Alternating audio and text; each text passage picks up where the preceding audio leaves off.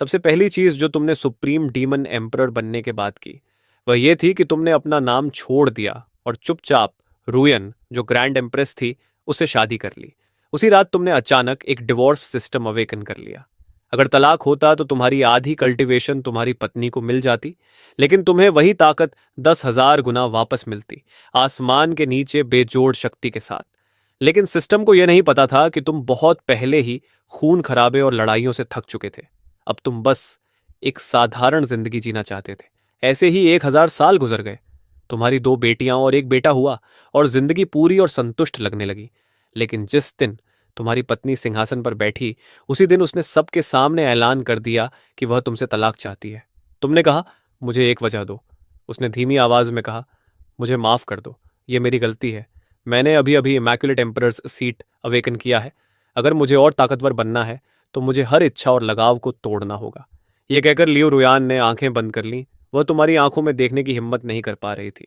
यह सुनकर तुम्हें बस हंसी आई।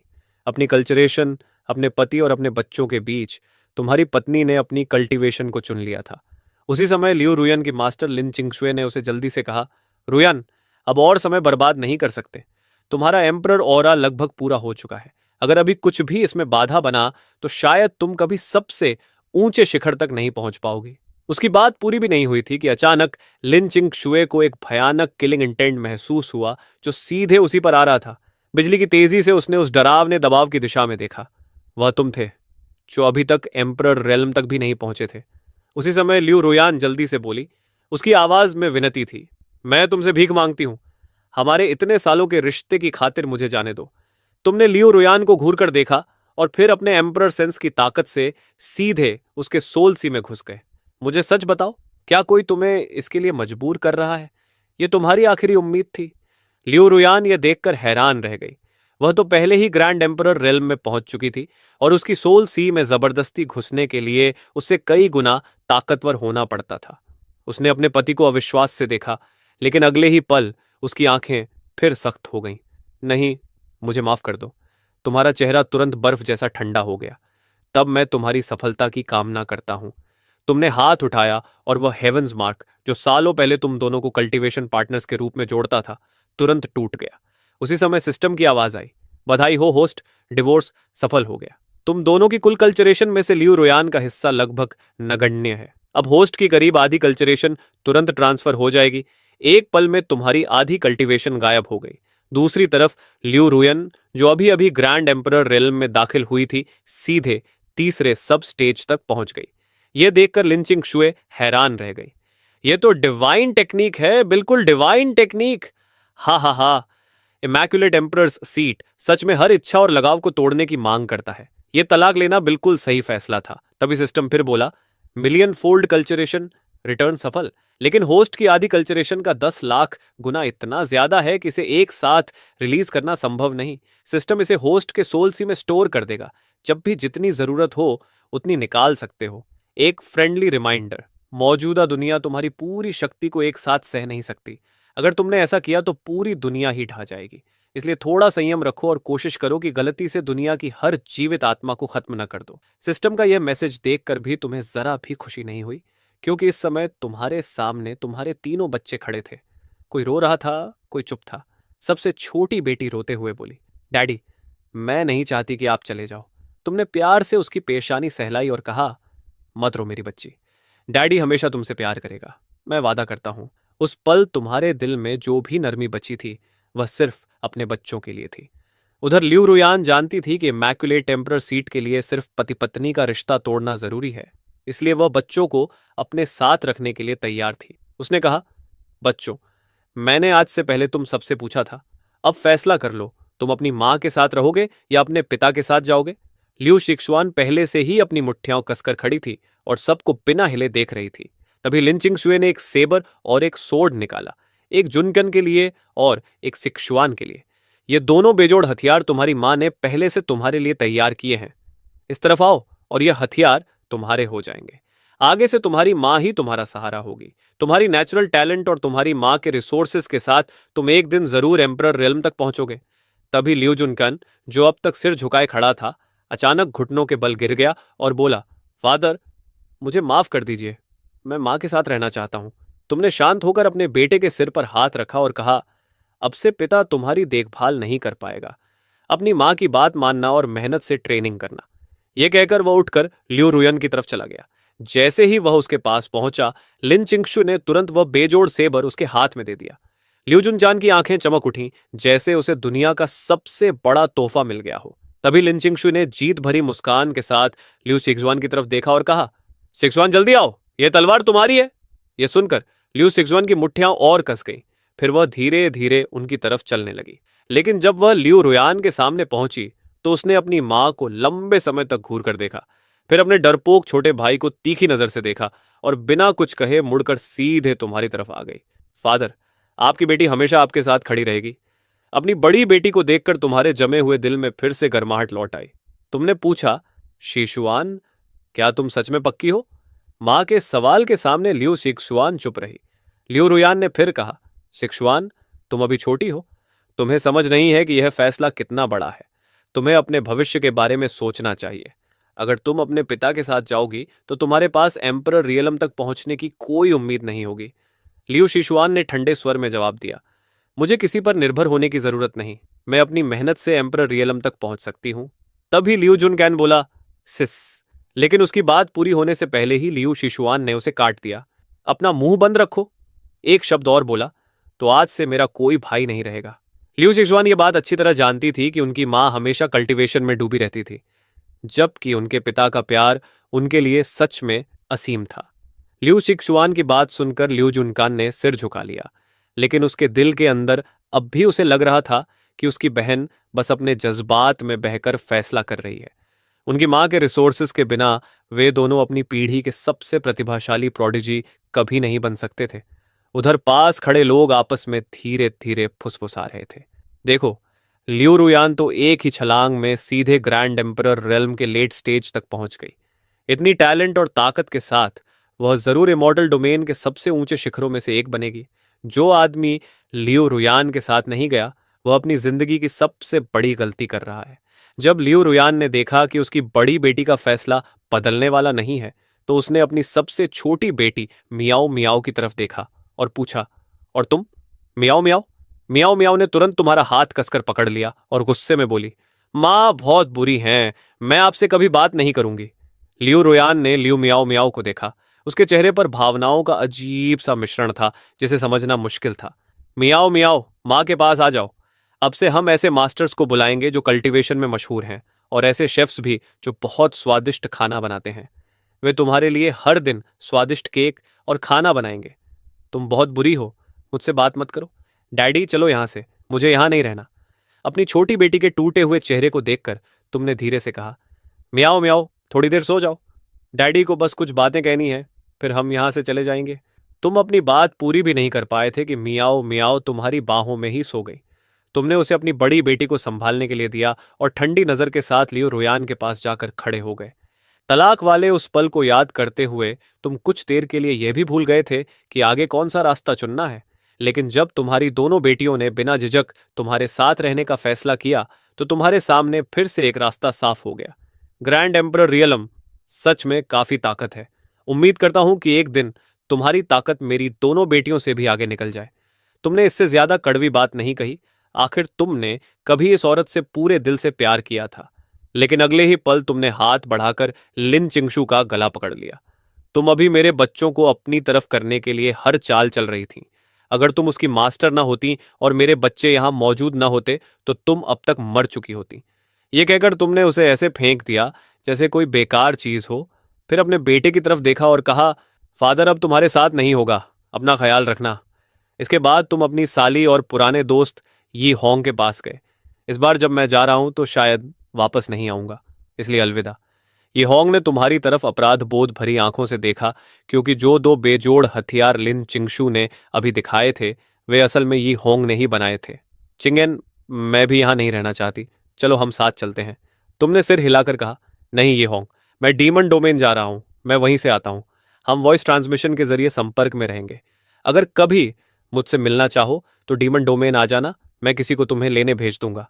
ठीक है, फिर मिलेंगे। यह कहकर तुम आसमान में उठ गए और पहली बार अपनी कल्टीवेशन ऑरा को बिना छिपाए खुलकर बहने दिया।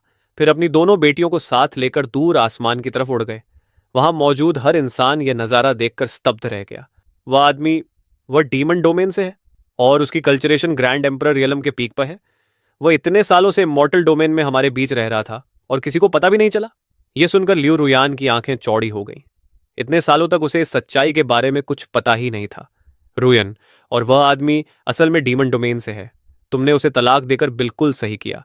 उसने जरूर देखा होगा कि तुम ग्रैंड एम्परर रियलम के लेट स्टेज तक पहुंच गई हो और अंदर से डर गया होगा। जब तुम ग्रैंड एम्परर रियलम के पीक तक पहुंच जाओगी तब तुम्हारी ताकत उसे आसानी से कुचल देगी। लियू रुयान ने सिर हिलाया। अब उसकी टैलेंट इतनी बढ़ चुकी थी कि पिछले 1 अरब सालों के सबसे महान डीमन एम्परर से भी वह ज्यादा पीछे नहीं थी। आधे घंटे बाद तुम अपनी दोनों बेटियों को इमॉर्टल डोमेन और डीमन डोमेन की सीमा पर ले आए। सिक्सुआन, मियाओ मियाओ आगे डीमन डोमेन है। क्या तुम दोनों को डर लग रहा है? डैडी हमारे साथ हैं, हमें कहीं भी डर नहीं लगता। हाँ, मियाओ मियाओ को भी डर नहीं लगता। ये सुनकर तुम मुस्कुराए और प्यार से दोनों बेटियों के सिर पर हाथ फेरा। और तुम्हें डरना भी नहीं चाहिए, क्योंकि तुम्हारे डैडी को बहुत समय पहले ही कोई हरा नहीं सकता। डैड, क्या सच में आपको कोई हरा नहीं सकता? आपने ही तो हमें सिखाया था कि हमेशा कोई ना कोई हमसे ताकतवर होता है और हमें कभी घमंड नहीं करना चाहिए। तुम दोनों को कभी घमंड नहीं करना चाहिए। लेकिन तुम्हारे डैडी थोड़ा अलग हैं, क्योंकि बाकी सब जिस ताकतवर इंसान से डरते हैं वह इंसान मैं ही हूं। यह सुनकर लियो शिशुआन हंस पड़ी और मुंह ढक लिया। डैडी, आप तो बड़े बेशर्म हो। हाँ हाँ, डैडी की बात में थोड़ा सच तो है। अपनी दोनों बेटियों को इतने खुश होकर हंसते देख तुम्हारे दिल के सारे अंधेरे पूरी तरह मिट गए। चलो, अब चलते हैं। डैडी तुम्हें डीमन डोमेन घुमाने ले जा रहे हैं। वहां बहुत सारा अच्छा खाना मिलता है। हाँ, काफी मिलता है। मुझे एक पुराना डीमन पता है, उसका खाना कमाल का होता है। लेकिन वहां जाने से पहले मुझे तुम्हें एक जगह ले जाना है। थोड़ी देर बाद तुम अपनी बेटियों को एक छिपे हुए वॉल्ट के अंदर ले गए। डैडी, ये जगह क्या है? ये डीमन डोमेन में मेरे पुराने समय का ट्रेजर वॉल्ट है। अभी जुनचान को एक बेजोड़ सेबर मिला है ना, तो अब डैडी तुम्हें भी तुम्हारे हथियार देने वाले हैं। तुमने आसपास की खाली जगह की तरफ जोर से आवाज लगाई। शाओ ही जी, तुम कहाँ चले गए? मैंने तुम्हें यहीं रहकर इस जगह की रखवाली करने को कहा था। मैं काफी देर से यहां हूं और तुम्हारा कोई पता नहीं। आखिर में तुमने एक इनकैंटेशन पढ़ा और अगले ही पल लावा के अंदर से एक लंबी तलवार और काले ऑनिक्स आर्मर का एक पूरा सेट बाहर निकल आया। ये वही ब्लड डियर बैटल आर्मर था जिसे पहनकर तुमने कभी पूरे डीमन डोमेन में धूम मचा दी थी। अब फिर से रोशनी में आने का समय है। अगले ही पल वह तलवार चमकते हुए तुम्हारे हाथ में आ गई। जिक्शुआन, इस बेजोड़ तलवार का नाम जू यू इमॉर्टल स्वॉर्ड है, लेकिन मुझे इसका असली नाम साओ जिंचो ज्यादा पसंद है। आज डैडी यह तलवार तुम्हें दे रहे हैं। फिर तुमने तलवार से कहा, साओ जिंचो, ये मेरी प्यारी बेटी है। आज से तुम इसकी सेवा करोगे, समझे? तलवार हल्के से कांपी, जैसे उसने हामी भर दी हो। तुमने इशारा किया कि लियू शिक्सुआन तलवार ले ले, लेकिन उसने सिर हिला दिया। यह तलवार बहुत कीमती है, मैं इसे नहीं ले सकती। और अभी मेरी कल्टीवेशन भी इतनी नहीं कि मैं ऐसी तलवार के लायक हूं। वह हैरान थी, क्योंकि इस तलवार की औरा उसके भाई की बेजोड़ सेबर से 1000 गुना ज्यादा ताकतवर थी। तुम मुस्कुराए और कहा, नहीं शिक्सुआन, तुम्हें चिंता करने की जरूरत नहीं। सिर्फ मेरी बेटी होने और मेरा खून अपने अंदर रखने की वजह से इस दुनिया में ऐसी कोई चीज नहीं है जिसके तुम लायक ना हो। सिर्फ वही चीजें जिनकी तुम्हें जरूरत नहीं। यह सुनकर जिक्सुआन हंस पड़ी। उसने कहा, डैडी, आपने अभी जो कहा वह काफी कूल था, लेकिन किसी तरह थोड़ा मजेदार भी लग रहा है। ऐसा क्यों? तुम मुस्कुराकर बोले। तो फिर इसकी आदत डाल लो, क्योंकि डीमन डोमेन में तुम्हारे डैडी को अपनी इमेज थोड़ी बदलनी पड़ेगी। यहाँ की दुनिया ज्यादा कठोर है। इमॉर्टल डोमेन की तरह यहाँ नियम और शिष्टाचार ज्यादा मायने नहीं रखते। यहाँ बस एक ही बात चलती है, जिसकी मुट्ठी सबसे ताकतवर वही कानून। फिर तुमने कहा, इसलिए डैडी के पास तुम्हारे लिए कुछ चीजें हैं। तुमने तलवार सीधे अपनी बड़ी बेटी के हाथों में रख दी। फिर तुमने अपनी छोटी बेटी लू मियाओ मियाओ की तरफ देखा और कहा, मियाओ मियाओ, डैडी के पास तुम्हारे लिए भी कुछ अच्छा है। उसी पल वह आर्मर अचानक छोटा होने लगा और धीरे धीरे मियाओ मियाओ के पास आ गया। उसने उसे देखकर कहा, क्या ये मियाओ मियाओ के लिए है? ये तो बहुत बदसूरत लग रहा है। ये सुनते ही आर्मर हल्का सा कांप गया। तुम हंसी रोकते हुए बोले, ब्लड डियर बैटल आर्मर, सुना तुमने? मेरी बेटी को तुम्हारा अब भी वाला रूप पसंद नहीं आया। खुद को बदलकर कुछ ऐसा बना लो जो किसी बच्चे को पसंद आए। अगले ही पल काला ब्लड डियर बैटल आर्मर बदलकर गुलाबी रंग के आर्मर में बदल गया। लू मियाओ मियाओ तुरंत खुश हो गई। तुमने आर्मर की तरफ अंगूठा दिखाकर कहा, मियाओ मियाओ, अब पसंद आया? उसने चमकती आंखों से कहा, पसंद? मुझे तो बहुत ज्यादा पसंद आया। तुमने कहा, अच्छा तो अब तुम इसे अपना नया नाम दे सकती हो। तुम इससे बात भी कर सकती हो, इसे किसी भी रंग में बदल सकती हो, इसे इनविजिबल कर सकती हो, बड़ा छोटा बना सकती हो, जैसा तुम्हें पसंद हो। मियाओ मियाओ हैरान होकर बोली, सच में ये सब कर सकता है? मुझे नाम सोचने दो। वह अपनी उंगली चबाते हुए सोचने लगी। फिर अचानक उसका चेहरा चमक उठा। मिल गया, मैं इसका नाम डोनट रखूंगी। जैसे ही यह नाम पड़ा, ब्लड डियर बैटल आर्मर दुखी होकर रोने जैसा करने लगा। यह देखकर तुमने जल्दी से आर्मर को थपथपाया और कहा, सुना तुमने, अब से तुम्हारा नाम डोनट है। अगले ही पल आर्मर खुशी से हंसने लगा। तुमने कहा, म्याओ म्याओ, देखो इसे नाम पसंद आ गया। उसने कहा, लगता तो ऐसा ही है। यह सब देखकर लुजिक सुआन कुछ पल के लिए पूरी तरह चुप हो गई। फिर तुमने लावा में हाथ डालकर कई डीमन कल्चरेशन मैनुअल्स निकाले जो उनकी ट्रेनिंग के लिए सही थे। जाने से पहले भी तुम सोच रहे थे कि शाओ हिजी आखिर गया कहाँ। तुमने उसे खास तौर पर यहाँ पहरा देने के लिए छोड़ा था और तुमने सोचा था कि वह तुम्हारी दोनों बेटियों की भी देखभाल करेगा, लेकिन उसका कहीं कोई पता नहीं था। सीक्रेट वॉल्ट से बाहर आने के बाद तुम अपनी बेटियों को मोलिंग सिटी ले आए, जहां एक बूढ़े हर्मिट की डीमन कल्टीवेशन टेक्निक उनके शरीर के लिए बिल्कुल सही लग रही थी। मोलिंग सिटी की मुख्य सड़क पर चलते हुए लू जिक्सुअन की आंखें हैरानी से खुली रह गईं।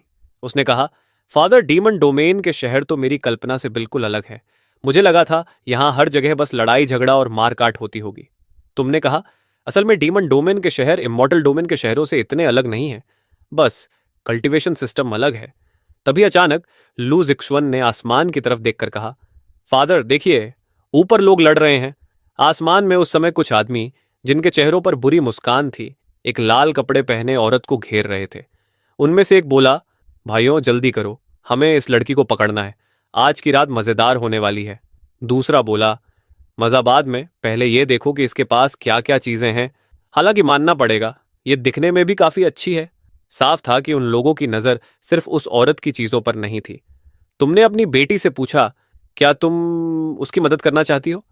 तुम जानते थे कि तुम्हारी बेटी के दिल में न्याय की भावना बहुत मजबूत है।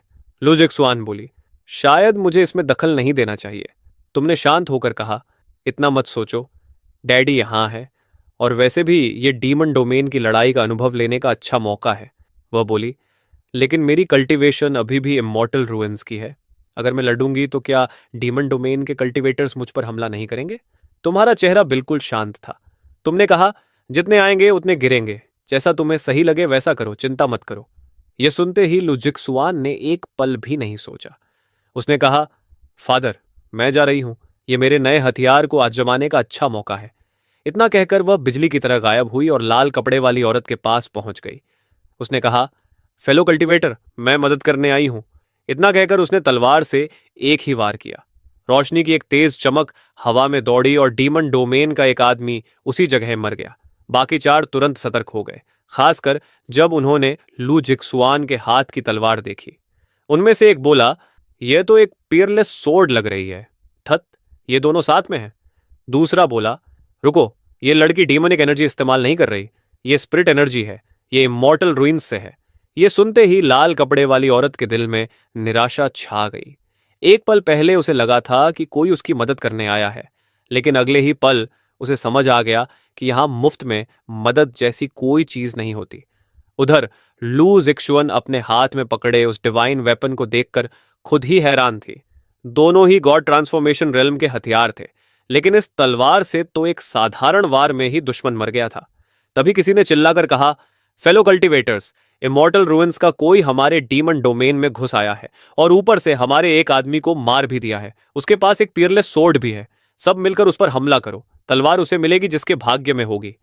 बात पूरी होते ही डीमन डोमेन के कई कल्टीवेटर्स उसकी तरफ टूट पड़े, लेकिन लू जिक्सुअन ने शांति से तुम्हें वॉइस ट्रांसमिशन भेजा। फादर, यहां कोई भी गॉड ट्रांसफॉर्मेशन रेल्म से ऊपर नहीं है, मैं इन्हें संभाल सकती हूं। तुमने जवाब दिया, ठीक है, पूरी ताकत से लड़ो। तुम्हें अपनी बेटी की बिल्कुल चिंता नहीं थी, क्योंकि सब कुछ तुम्हारे नियंत्रण में था। और इस तरह लू जिक्सुआन दुश्मनों की भीड़ के साथ भयंकर लड़ाई में उतर गई। इस बीच लाल कपड़े वाली औरत पर अब कोई ध्यान नहीं दे रहा था। उसने लू जिक्सुआन को चारों तरफ से घिरते हुए देखा और उसके दिल में उलझन पैदा हो गई। यह भागने का सबसे अच्छा मौका था, लेकिन थोड़ी देर झिझकने के बाद उसने दांत भींचे और फिर से लड़ाई में कूद पड़ी। वह भी लू जिक्सुआन के साथ मिलकर लड़ने लगी। तुमने उसे देखकर कहा, बुरा नहीं, कम से कम इसमें कुछ सिद्धांत तो हैं। भागकर नहीं गई। तभी तुमने ध्यान से उसे देखा और सोचा, रुको, इस लड़की में कुछ अजीब है। इसकी ऑरा कुछ जानी पहचानी क्यों लग रही है? लेकिन उसी समय एक डरावनी आवाज गूंजी। इमोर्टल रूइंस का कोई यहाँ, और ऊपर से एक पीयरलेस स्वॉर्ड भी। सोच भी नहीं सकता था कि इस सफर में मुझे इतना बड़ा मौका मिल जाएगा। लड़की, वह तलवार इस बूढ़े को दे दो। तुम तुरंत समझ गए, मुसीबत आ गई है। ये एक सेंट किंग लेवल का ताकतवर कल्टीवेटर था। इतनी ताकतवर शख्सियत के सामने वह तलवार उनके लिए पूरी तरह पहुंच से बाहर थी। लेकिन जैसे ही उस बूढ़े आदमी की नजर तुम पर पड़ी, वह तुरंत कांप गया और बोला, ग्रैंड एम्परर। इस छोटे से जूनियर की आंखें थीं, लेकिन वह पहचान नहीं पाया। आप कृपया जारी रखें, सीनियर। यह जूनियर अभी तुरंत चला जाता है। तुमने शांत स्वर में कहा। रुको, मुझे तो तुम्हारा वह घमंडी रवैया ज्यादा पसंद आया जो अभी कुछ पल पहले था। तुम्हारी बात पूरी भी नहीं हुई थी कि उस बूढ़े आदमी ने तुरंत अपने ही दोनों हाथ तोड़ लिए और घुटनों के बल गिरकर बोला, मेरी गलती थी। मैं आपसे भीख मांगता हूं, इस कुत्ते की जान बख्श दीजिए। तुमने ठंडी आवाज में कहा, ठीक है, लगता है तुम्हें समझ है कि तुम्हारे लिए क्या अच्छा है। वह तुरंत बोला, धन्यवाद सीनियर, मेरी जान बख्शने के लिए। इतना कहकर वह बूढ़ा पल भर में गायब हो गया। फिर तुमने आसमान में खड़े बाकी लोगों से कहा, जारी रखो, बस मुझे घूरते मत खड़े रहो। लुजिक सुआन मन ही मन सोचने लगी, तो ये होता है एक अजेय पिता होने का एहसास। लेकिन वहां मौजूद हर डीमन डोमेन कल्टीवेटर समझदार था। वे सब तुरंत मुड़कर भागने लगे। ये देखकर तुमने बस हल्के से हाथ उठाया और पूरे आसमान के एक हिस्से पर एक बैरियर खड़ा हो गया जिसने पूरे इलाके को बंद कर दिया। वे घबरा गए, हम फंस गए। उन्होंने पूरी ताकत से बैरियर को तोड़ने की कोशिश की, लेकिन उसका जरा सा भी असर नहीं हुआ। लुजिक्सुअन और लाल कपड़े वाली औरत फिर से लड़ाई में उतर गई। 2.5 मिनट के भीतर ही आसमान में हमला करने आए हर दुश्मन उन दोनों की तलवारों के नीचे मारे जा चुके थे। लुजिक्सुआन जल्दी से तुम्हारे पास आई और बोली, फादर, यह तलवार तो बिल्कुल मेरे लिए ही बनी है।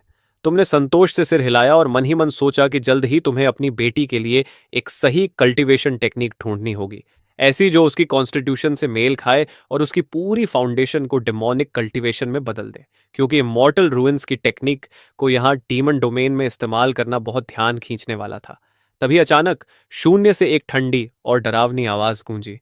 मैंने दूर से ही महसूस कर लिया था, एक पीयरलेस सोर्ड की ओर।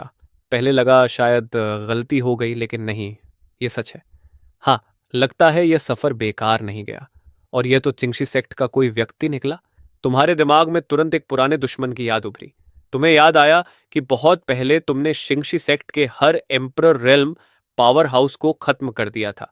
फिर भी मुश्किल से 1000 साल बाद ही उसी सेक्ट से एक नया ग्रैंड एम्परर रेल्म कल्टीवेटर फिर से निकल आया था। तुमने सोचा, खैर, इनका समय तो सही निकला। वह आदमी हंसकर बोला, अच्छा, अगर मुझे सही याद है तो यही शब्द कुछ देर पहले किसी और ने भी कहे थे, लेकिन मुझे अभी तक समझ नहीं आया कि उसने अचानक अपने दोनों हाथ क्यों तोड़ दिए और डरकर भाग गया।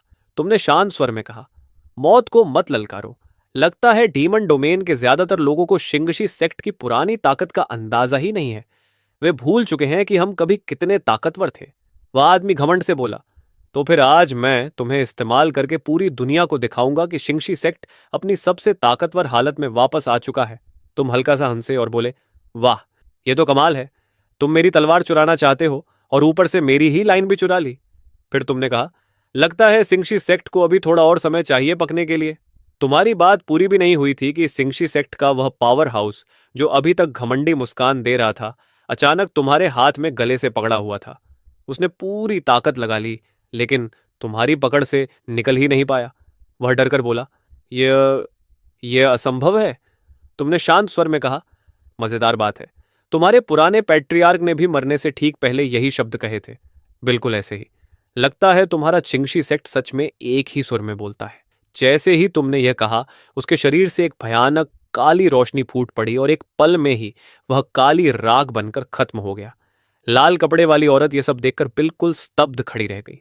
उसने सोचा, यह अभी क्या हुआ? वह काली रोशनी, उसने तो एक mid stage grand emperor realm power house को पल भर में मार दिया।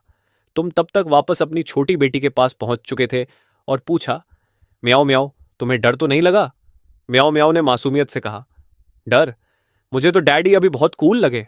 अपनी छोटी बेटी को देखकर तुमने मन ही मन सोचा, तुम्हारी यह प्यारी बच्ची सच में कुछ खास है, तुम्हारे खून की असली वारिस। तभी अचानक आसमान में काले और डरावने बादल उमड़ने लगे और एक गूंजती हुई प्राचीन आवाज आसमान में गूंज उठी। कौन है जो यहां हंगामा करने की हिम्मत कर रहा है? ऊपर से एक भारी दबाव नीचे उतरा। किसी ने कहा, यह तो मोलिंग सिटी के सिटी लॉर्ड हैं। अब वह आदमी मुसीबत में है। दूसरे ने पूछा, क्यों?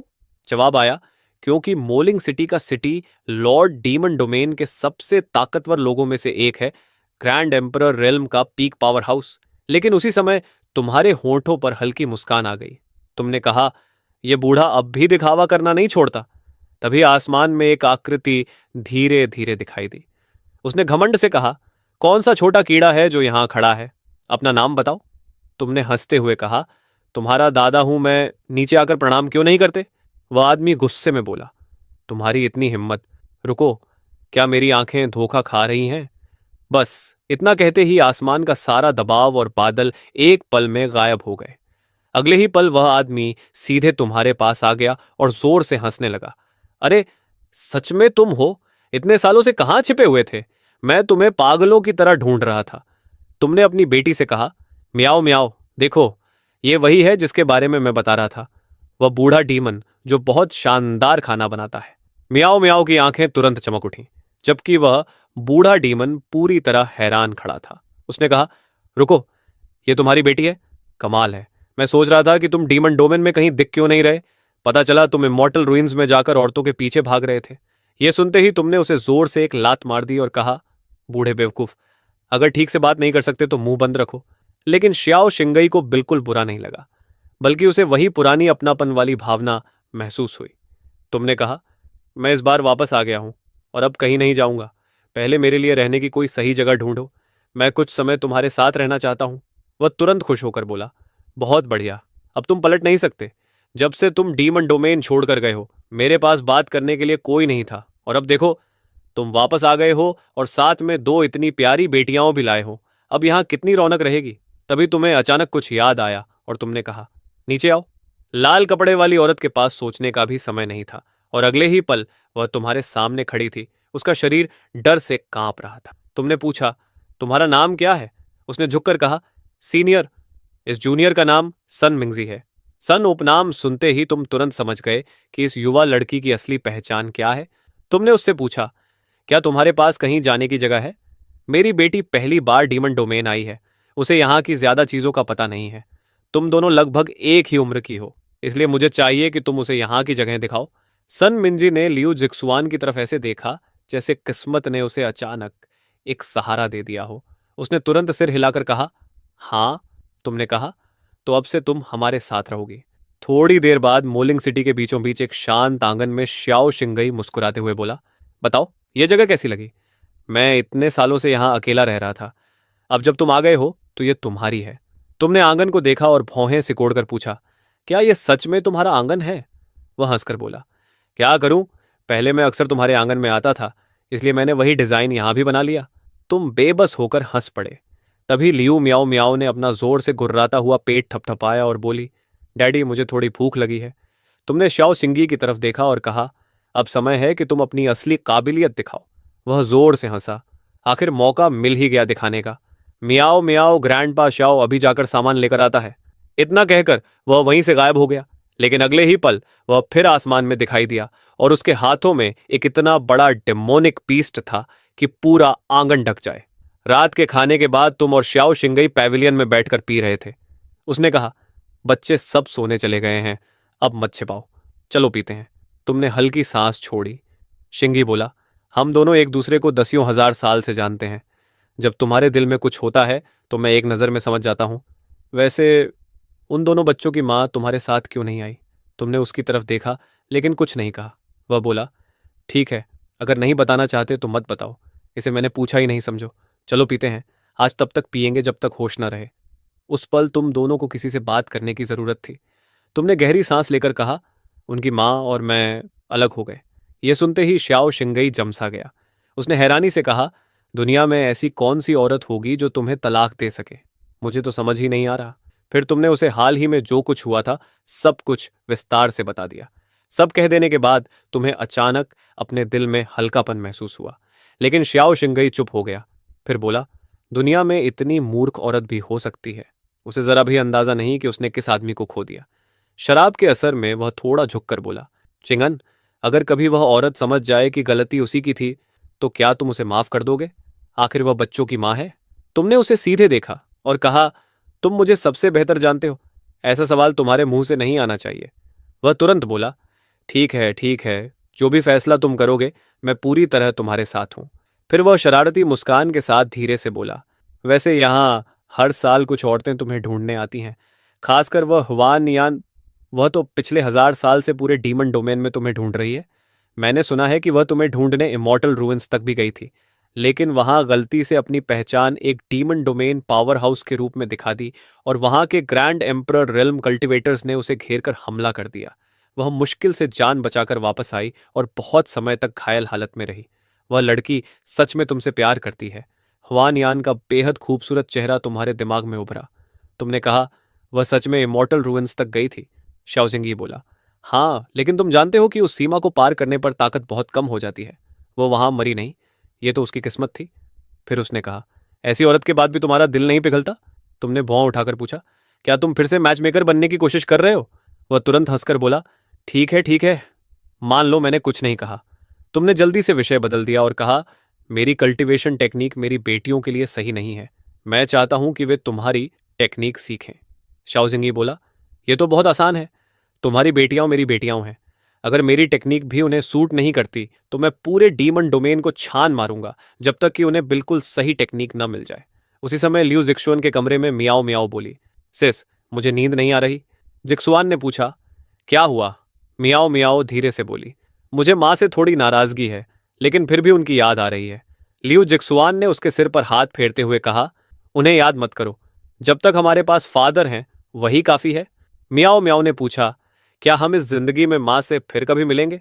जिक्सुएन बोली, मिलेंगे, लेकिन तब जब हम दोनों ग्रैंड एम्परर रियलम तक पहुंच जाएंगे। तब हम दोनों साथ जाकर उनसे मिलेंगे। मियाओ मियाओ की आंखें चमक उठीं। सच? जिक्सुआन बोली, हाँ, और तब मैं खुद उन्हें हराऊंगी और दिखाऊंगी कि उनका फैसला गलत था। म्याओ म्याओ बोली, ठीक है, तब मैं भी मेहनत से ट्रेनिंग करूंगी। हम दोनों मिलकर उन्हें हराएंगे। अगली सुबह तुम दोनों बेटियों को ट्रेनिंग रूम में ले गए और कहा, ओल्ड श्याओ, अब टेक्निक सिखाने का समय है।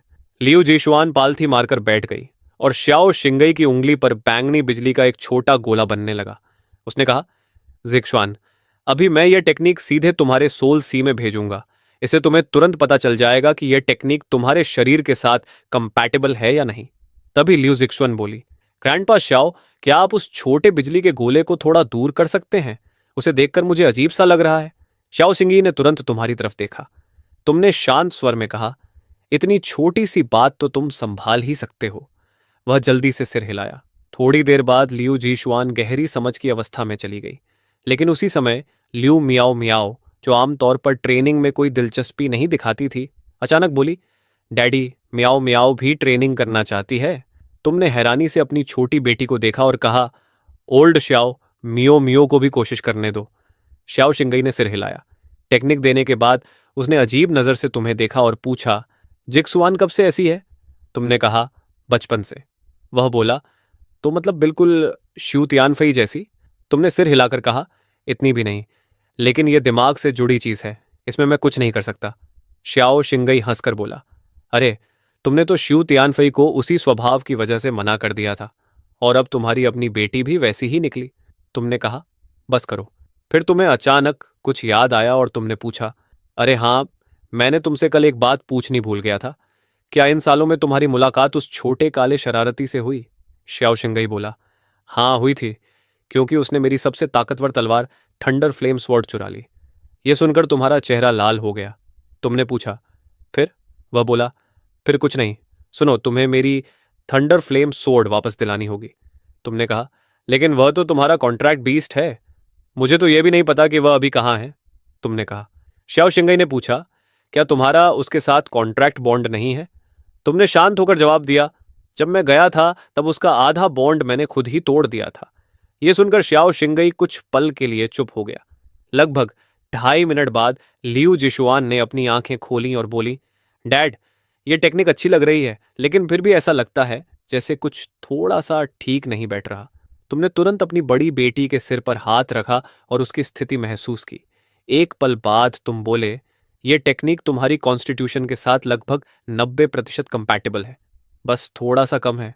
कोई बात नहीं, डैड तुम्हारे लिए इससे भी बेहतर टेक्निक ढूंढेगा। तभी जिक्शुआन ने पूछा, डैड, क्या इसका मतलब है कि मियाओ मियाओ सच में कल्टीवेशन शुरू कर सकती है? उसी समय श्याओ शिंगई की आंखें हैरानी से फैल गईं। वह चिल्लाया, हे भगवान, मैंने अपनी जिंदगी में कभी किसी को पहली बार टेक्निक आजमाते ही पर्पल लाइटनिंग बनाते नहीं देखा। सच में तुम्हारी बेटी है? मियो मियो ने मासूमियत से पूछा। डैड, क्या मैंने सच में इतना अच्छा किया? तुम हल्का मुस्कुराए और बोले, मान लो कि जब मैंने पहली बार शुरू किया था, उससे तो ये बहुत आगे है। फिर तुम तुरंत अपनी बड़ी बेटी जिक्सुआन को दिलासा देने लगे, हिम्मत मत हारो, डैड तुम्हारे लिए बिल्कुल सही टेक्निक ढूंढ रहा है। जिक्सुआन ने धीरे से सिर हिला दिया। उसके बाद शाओ शिंगई तुम्हें आंगन के बाहर ले गया और बोला, सच कहूं तो मुझे लगता है कि तुम्हें जिक्सुआन को श्यू तियानफई की टेक्निक आजमाने देनी चाहिए। तुमने तुरंत कहा, फिर वही बात। शाओ शिंगई बोला, इस बार मैं तुम्हारी पर्सनल लाइफ की वजह से नहीं कह रहा, मैं इसलिए कह रहा हूं क्योंकि उन दोनों का स्वभाव बहुत मिलता जुलता है। हो सकता है वह टेक्निक उसके लिए बिल्कुल सही हो। तुमने कुछ देर सोचा और पूछा, क्या तुम दोनों अभी भी संपर्क में हो? शाओसिंगी बोला, क्या मेरे पास कोई और विकल्प है? हर सुबह ठीक 5 बजे मुझे उसे मैसेज भेजना पड़ता है कि तुम्हारे बारे में कोई खबर मिली या नहीं। अगर नहीं भेजूं तो वह मुझे बहुत बुरी तरह डांटती है, खासकर तब से जब उसकी तलवार चोरी हो गई। तुमने हल्की मुस्कान के साथ कहा, अब समझ आया, इतने सालों से तुम मुझे उसके साथ रहने के लिए क्यों कह रहे थे? तुम पर दबाव डाला जा रहा था। श्याओ शिंगई तुरंत बोला, ऐसा बिल्कुल नहीं है। तुमने कहा, ठीक है, उसे मैसेज भेजो, उसे यहां बुलाओ। यह सुनकर श्याओ शिंगई ने राहत की लंबी सांस ली। आखिरकार अब मुझे हर दिन वही मिशन नहीं करना पड़ेगा। लेकिन सिर्फ 15 मिनट बाद ही लियू म्याओ म्याओ ने खिड़की की तरफ इशारा करते हुए कहा, डैड, ये कितना अजीब है, अचानक बाहर बर्फ गिर रही है। उसी समय खिड़की के बाहर एक सफेद कपड़ों में लिपटी आकृति दिखाई दी। बाहर से आवाज आई, छोटे शिंगी, तुमने कहा था कि उस आदमी के बारे में कोई सुराग मिला है। मैंने भी उसके बारे में कुछ जानकारी ढूंढी है।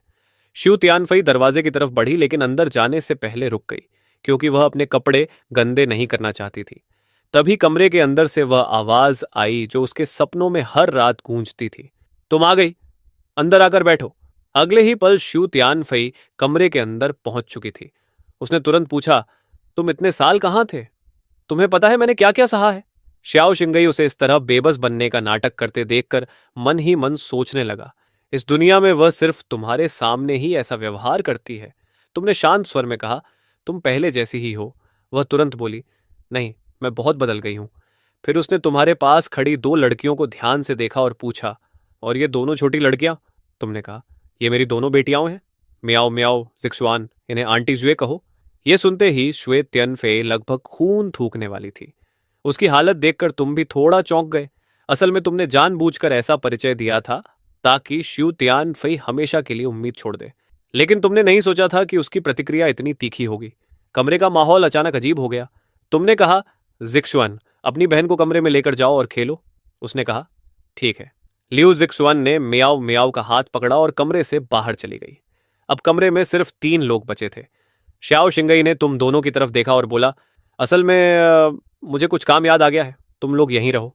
यह कहकर वह निकल गया। तुमने श्यू तियानफई से पूछा, तुम ठीक हो? उसने अपने होंठ के कोने से खून पोंछते हुए कहा, मैं ठीक हूं। तो तुमने चेन झू में शादी कर ली थी? तुमने सिर हिलाया। उसने कहा, 2 बच्चे, दोनों सुंदर, बिल्कुल तुम्हारे जैसे। श्याओ शिंगई दूर से ही समझ गया कि श्यू तियानफई दया पाने का नाटक कर रही है। उसने पूछा, तो बच्चों की मां कहाँ है? तुमने कहा, हम अलग हो चुके हैं। यह सुनते ही श्यू तियानफई का चेहरा अचानक चमक उठा। उसने मुश्किल से अपनी मुस्कान रोकी और बोली, अरे, यह तो बहुत बुरा हुआ। फिर उसने जल्दी से खुद को संभाला और पूछा, तो क्या तुम वापस जाने वाले हो? तुमने कहा, नहीं, जो हो गया वह हो गया। श्यू तियानफई तुरंत सहानुभूति दिखाने लगी। सही कहा, जब कोई रिश्ता टूट जाता है तो उसे वापस जोड़ना मुश्किल होता है, आगे बढ़ना ही बेहतर है। वैसे मुझे फर्क नहीं पड़ता कि पहले तुम्हारा किसी और औरत से रिश्ता था। अगर वह सब अब खत्म हो चुका है तो सब ठीक हो सकता है। और वैसे भी उन दोनों बच्चों की मां अब उनके साथ नहीं है। क्या तुमने कभी सोचा कि उन्हें एक सौतेली मां की जरूरत होगी? ये कहते हुए श्यू तियानफई का चेहरा लाल हो गया। श्याओ शिंगई ने यह देखा तो वह अंदर ही अंदर मुस्कुराने लगा। तुमने लंबी सांस लेकर कहा, जब समय आएगा तब देखा जाएगा। अभी मैं इन सब चीज़ों के बारे में नहीं सोच रहा। शू तियानफई ने तुरंत कहा। ठीक है, लेकिन जब भी तुम्हें बच्चों के लिए एक स्टेप मॉम की ज़रूरत हो तो मुझे बता देना। मुझे किसी के बारे में पता है जो तुम्हारे लिए बिल्कुल सही होगी। तुमने तुरंत विषय बदल दिया और कहा, वैसे मैंने ओल्ड श्याओ से तुम्हें बुलाने के लिए कहा क्योंकि मुझे तुमसे एक मदद चाहिए। उसने कहा, हमारे रिश्ते को देखते हुए सीधे बताओ।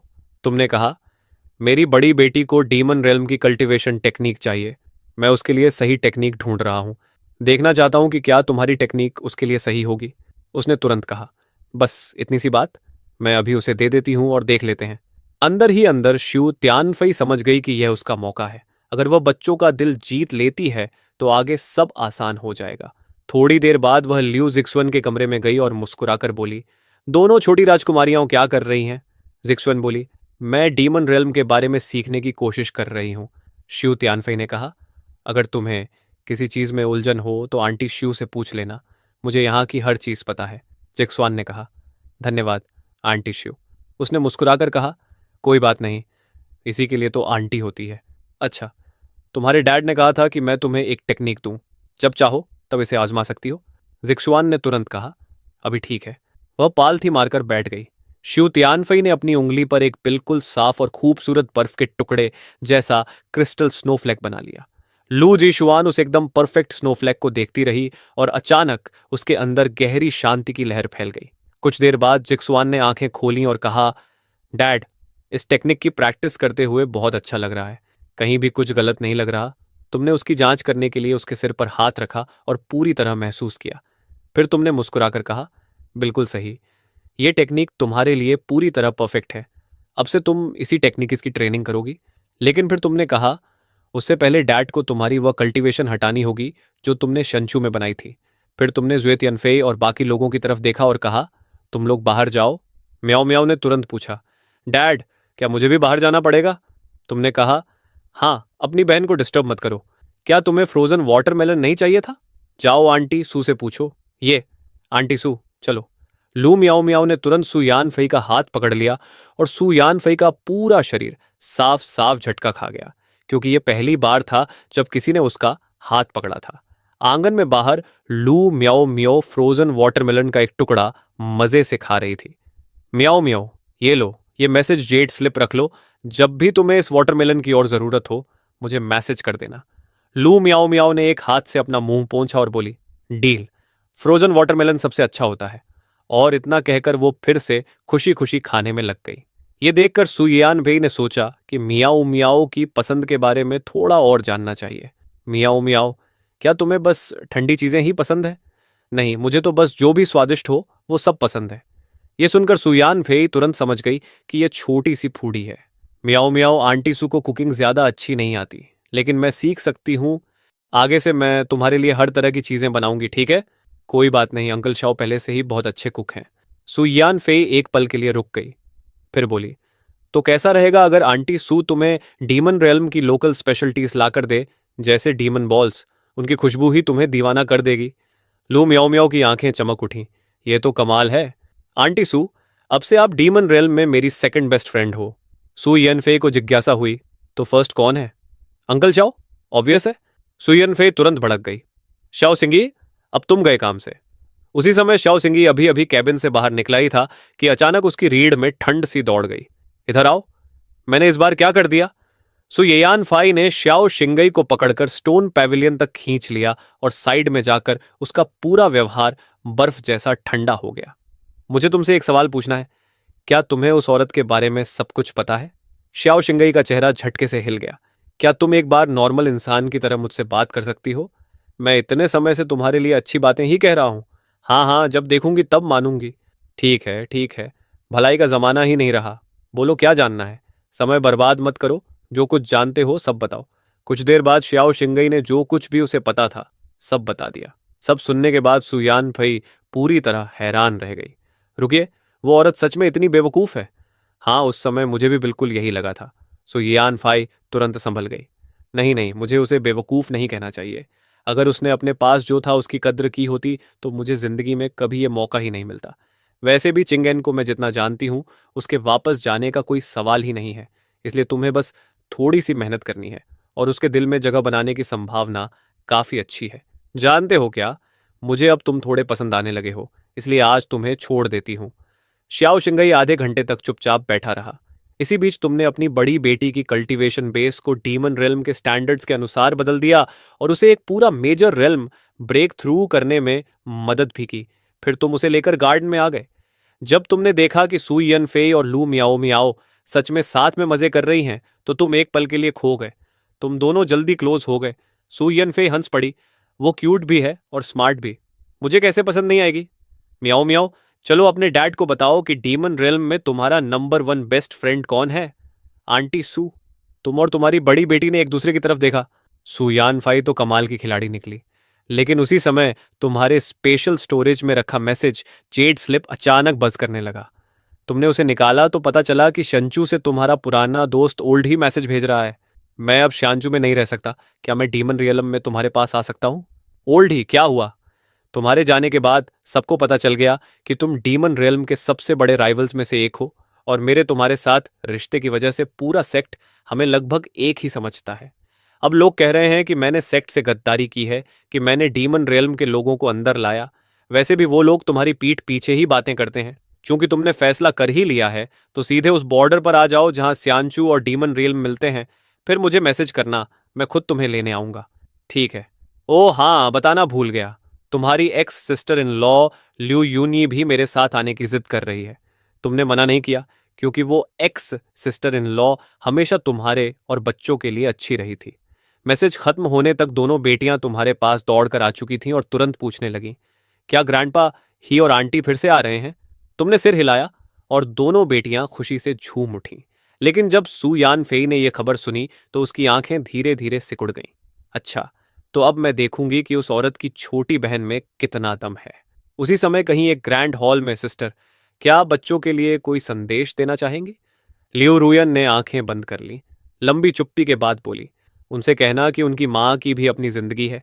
उनसे कहना कि मुझसे नफरत मत करें और अपना ख्याल रखना। जल्दी वापस आ जाना। वहां जितना ज्यादा रुकोगे उतना खतरा बढ़ेगा। लियो यूनी ये सब सुनकर पूरी तरह टूट गई और बिना कुछ कहे मुड़कर चली गई। अगले दिन दोनों शांचू और डीमन रेलम की सीमा पर पहुंच गए। ओल्ड ही ने जैट स्लिप निकाला और मैसेज भेजा, हम बाउंड्री पर पहुंच गए हैं, तुम कहाँ हो? ज्यादा देर नहीं हुई थी कि सीमा पार करते ही उनके सामने अचानक एक आकृति प्रकट हुई। तुम तुरंत आगे बढ़े। ओल्ड ही ने तुम्हारे कंधे पर थपकी दी। पहली बार यहां आए हो मोयू, हमें सुरक्षित रखना। चिंता मत करो, डीमन रियल में कोई तुम्हें छू भी नहीं सकता। चलो मेरे पीछे आओ, बच्चे पहले से तुम्हारा इंतजार कर रहे हैं। थोड़ी देर बाद तुम सबको कोर्टयार्ड में ले आए। सबका छोटा सा परिचय होने के बाद अचानक सुयान फाई ने तुम्हारी तरफ इशारा किया और नए आए दोनों लोगों से कहा, ओ हाँ, मैं अपना सही परिचय देना भूल गई थी। मैं अभी भी एक्टिवली इन्हें परस्यू कर रही हूँ। जैसे ही ये शब्द गिरे, कमरे का जो माहौल अभी गर्म और सहज हो रहा था, वो तुरंत अजीब सा हो गया। तुमने सुयान फाई को बेबस नजरों से देखा। हाँ, लगता है चिंगन यहाँ भी काफी पॉपुलर है। ओल्डे खुद को रोक नहीं पाया और सुयान फाई को ध्यान से देखने लगा। रुको, ये औरत बिल्कुल उस डीमन रेल्म की पावर हाउस जैसी क्यों दिख रही है जिसे उस दिन शांचू के कल्टीवेटर्स ने घेर लिया था? और तुम समझ गए कि यह बातचीत यहीं खत्म करनी होगी। तुम सब लंबा सफर करके आए हो, जरूर थक गए होंगे। पहले सबको आराम करने देते हैं। लेकिन सुयान फेई ने देखा कि तुमने जानबूझकर बात को वहीं खत्म कर दिया और वो तुरंत खुश नहीं हुई। फिर उसने चुपचाप अपनी नजर लियो यूने की तरफ घुमाई, लेकिन देखा कि लियो यूने भी पहले से ही उसे देख रही थी और इस तरह दोनों एक दूसरे को खामोशी से नापने लगीं, जैसे बिना बोले ही एक गहरी टक्कर चल रही हो। करीब 2.5 मिनट बाद ओल्ड ही ने जल्दी से तुम्हारा हाथ पकड़ा और तुम्हें पीछे वाले गार्डन में खींच ले गया। अरे चिंगन, क्या तुम और रुयान सच में हमेशा के लिए खत्म हो गए हो? अगर तुम्हें जरूरत हो तो मैं तुम दोनों के बीच पैचअप कराने के लिए जो भी कर सकता हूं करूंगा। आखिर सबसे पहले तुम दोनों की मुलाकात मैंने ही करवाई थी। जरूरत नहीं, जाने दो।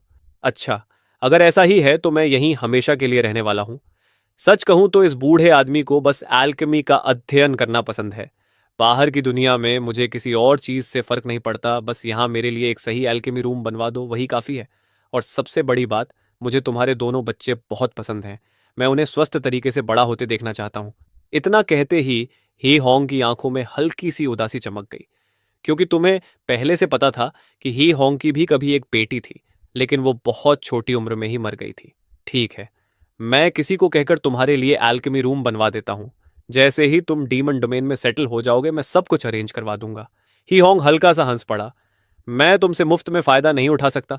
जब भी तुम्हें एल्केमी की जरूरत हो बस मुझे बुला लेना, मैं फ्री में कर दूंगा। तुम मजाक में बोले, ठीक है, तुमने खुद कहा है, मैं इस फ्री लेबर का पूरा फायदा उठाऊंगा। थोड़ी देर बाद जब तुम हॉलवे में पहुंचे तो सामने लियू यूनई मिल गई, जो अभी अभी तुम्हारी बड़ी बेटी के कमरे से बाहर आई थी। ब्रदर इन लॉ, क्या मैं आपसे अकेले में बात कर सकती हूँ? तुमने एक पल सोचा और फिर मान गए, इसलिए तुम दोनों गार्डन की तरफ चल पड़े। लेकिन सुयान फाई ने यह सब देख लिया। उसने श्याओ शिंगई की तरफ मुड़कर कहा, उसकी बहन तो पहले ही उससे डिवोर्स ले चुकी है, फिर भी वो उसे ब्रदर इन लॉ क्यों बुला रही है और उससे अकेले में बात क्यों कर रही है? क्या उसे नहीं पता कि एक मर्द और औरत का अकेले रहना ठीक नहीं होता? इसमें इतनी बड़ी बात क्या है? वो 1000 साल से उसे ब्रदर इन लॉ कहती आई है, ये एक दिन में कैसे बदल जाएगा? आखिर तुम किसका पक्ष ले रहे हो? श्याओ शिंगई के माथे पर ठंडा पसीना आ गया। मैं जो कहने जा रहा हूं वो तुम्हें पसंद नहीं आएगा, छोड़ो, मैं चुप ही रहता हूं। उधर पीछे वाले गार्डन में अपनी पूर्व sister in law Liu Yuni को देखते ही तुम्हें अंदाजा हो गया था कि वो क्या कहना चाहती है। अगले ही पल लियू यूनी अचानक तुम्हारे सामने 90 डिग्री झुक गई। ब्रदर इन लॉ, मैं अपनी बहन की तरफ से आपसे माफी मांग रही हूं। तुमने गहरी सांस ली। तुम्हें पता था कि वो दिल की अच्छी है। उठो, इसमें तुम्हारी कोई गलती नहीं है। मैंने उसे बचपन से बड़ा होते देखा है, इसलिए मुझे सबसे ज्यादा पता है कि उसे ताकत पाने की कितनी चाह है। लेकिन मैंने कभी नहीं सोचा था कि बात इतनी खराब हो जाएगी। बस अब रहने दो, बात यहां तक आ चुकी है, अब वापस लौटना संभव नहीं है। लियू यूनी ने और ज्यादा सिर झुका लिया। अगर और कुछ नहीं है तो चलो वापस चलते हैं। ब्रदर इन लॉ, मैं जोंगरान और अपने छोटे भाई की तरफ से भी आपसे माफी मांगना चाहती हूँ। तुम वहीं खड़े खड़े चुप हो गए। मन में सोचा ये लड़की क्या माफी मांगने के लिए ही पैदा हुई है क्या? फिर तुम मुस्कुरा दिए। अच्छा, माफी मांगना चाहती हो ना, तो कम से कम थोड़ी सिंसेरिटी तो दिखाओ। लियू यूनी शर्मा गई। तो आपको मेरी माफी स्वीकार करने के लिए मुझे क्या करना होगा? फिर तुमने कहा, तो अब से यहीं रहो और वापस मत जाओ। क्या ऐसा कर सकती हो? तुम बस मजाक कर रहे थे, लेकिन ये सुनते ही लियू यूं नहीं बोली, मैं पहले वापस जाकर ठीक से विदा कहकर आ सकती हूँ। तुम मन ही मन बोले, अरे यार, ठीक है, अब मैं मजाक नहीं कर रहा, मैं तुम्हारी माफी स्वीकार करता हूँ, अब खुश? मुझे तो समझ ही नहीं आता तुम्हें क्या कहूँ। लियू यूनई थोड़ी निराश सी दिखी। ये देखकर तुम मुड़े और कोर्टयार्ड की तरफ वापस चल पड़े। वहां पहुंचकर तुमने देखा कि ही होंग अपने हाथ में पकड़े डिवाइन वेपन को बड़े ध्यान से घूर रहा था। तुम्हें देखते ही होंग जल्दी से बोला, ये तुम्हारा पियरलेस डिवाइन वेपन आखिर तुम्हें कहाँ मिला? इस स्तर की एल्केमी स्किल और इस ग्रेड की धातु मैंने कभी नहीं देखी। ये सच में नेक्स्ट लेवल है, और जिसने भी ये ट्रेजर बनाया है उसकी एल्केमी लेवल तुमसे भी कहीं ज्यादा है। अगर तुम्हें दिलचस्पी हो तो मैं उसे तुम्हें सिखाने के लिए बुला सकता हूँ। ही होंग तुरंत उत्साहित हो गया। सच में? ऐसा पावर हाउस मुझे अपने पास सीखने देगा? अगर वो नहीं मानेगा तो मैं उसे पीट कर मना लूंगा, इसकी चिंता मत करो। पीट कर मनवाओगे? ये तो थोड़ा अजीब लग रहा है। और अगर मैं गलत नहीं हूं तो जिसने ये ट्रेजर बनाया है वो ग्रेट एम्परर रेल्म के पीक पर है। क्या तुम सच में उसे हरा सकते हो? तभी श्याओ चिंगई हंस पड़ा। ब्रदर हे, बस उस पर भरोसा रखो। डीमन डोमेन में कोई उसकी बात नहीं टालता, वरना पिटाई होती है। ये सुनते ही होंग और लियू यूनी दोनों चौंक गए। हाँ हाँ, बढ़िया है, ऐसे में मैं ट्यान्यू वॉल्ट जाकर कुछ अच्छे मटेरियल्स ले आता हूँ। फिर तुमने लियू यूनी की तरफ इशारा करते हुए कहा, वैसे तुम लोगों में जो ग्रेट एम्परर रेल्म में नहीं पहुंचे हो, मेरे साथ आओ। वहां एक जगह है जो तुम्हारे फिजिक को क्लींस कर सकती है, ताकि बाद में ग्रेट एम्पर रियलम में ब्रेक थ्रू करना आसान हो जाए। फिर तुमने श्याओ चिंगई से कहा, ओल्ड श्याओ, तुम्हारे पास वांग डुआनशान का ट्रांसमिशन मार्क है ना? उसे यहां आने को कहो, मुझे उससे एक और एल्केमी रूम बनवाना है और बाद में वो एल्केमी में भी मदद करेगा। श्याओ चिंगई ने तुरंत सिर हिलाया। फिर तुम चारों को लेकर वहां से निकल गए। इसके बाद श्याओ चिंगई ने ट्रांसमिशन जैड स्लिप निकाला। हेलो वांग डुआनशान, हाँ मैं ही हूं फिर से। अगर तुम हो तो बाय। रुको रुको, बाय का क्या मतलब? इस बार मैं तुम्हें नहीं बुला रहा। तो फिर कौन बुला रहा है? जाहिर है वही आदमी। अभी तुरंत यहां आ जाओ, उसे एल्केमी में तुम्हारी मदद चाहिए और यहां एक एल्केमी रूम भी बनवाना है। तुम फिर से मुझे बेवकूफ बनाने की कोशिश कर रहे हो। पिछली बार भी तुमने कहा था कि वो वापस आ गया है और मुझे बुलाकर अपने लिए वेपन फोर्ज करवा लिया था। क्या मैं फिर से फंस जाऊंगा? इस बार सच में आया है। मैं कसम खाता हूं, अगर मैं झूठ बोल रहा हूं तो मैं तुम्हारा पोता। हाँ हाँ हाँ, तुम पहले भी एक बार मेरे पोते बन चुके हो। श्याओ चिंगी थोड़ी देर चुप रहा, फिर बोला, अगर विश्वास नहीं है तो शुई तियान फई से पूछ लो, वो मेरे पास ही खड़ा है।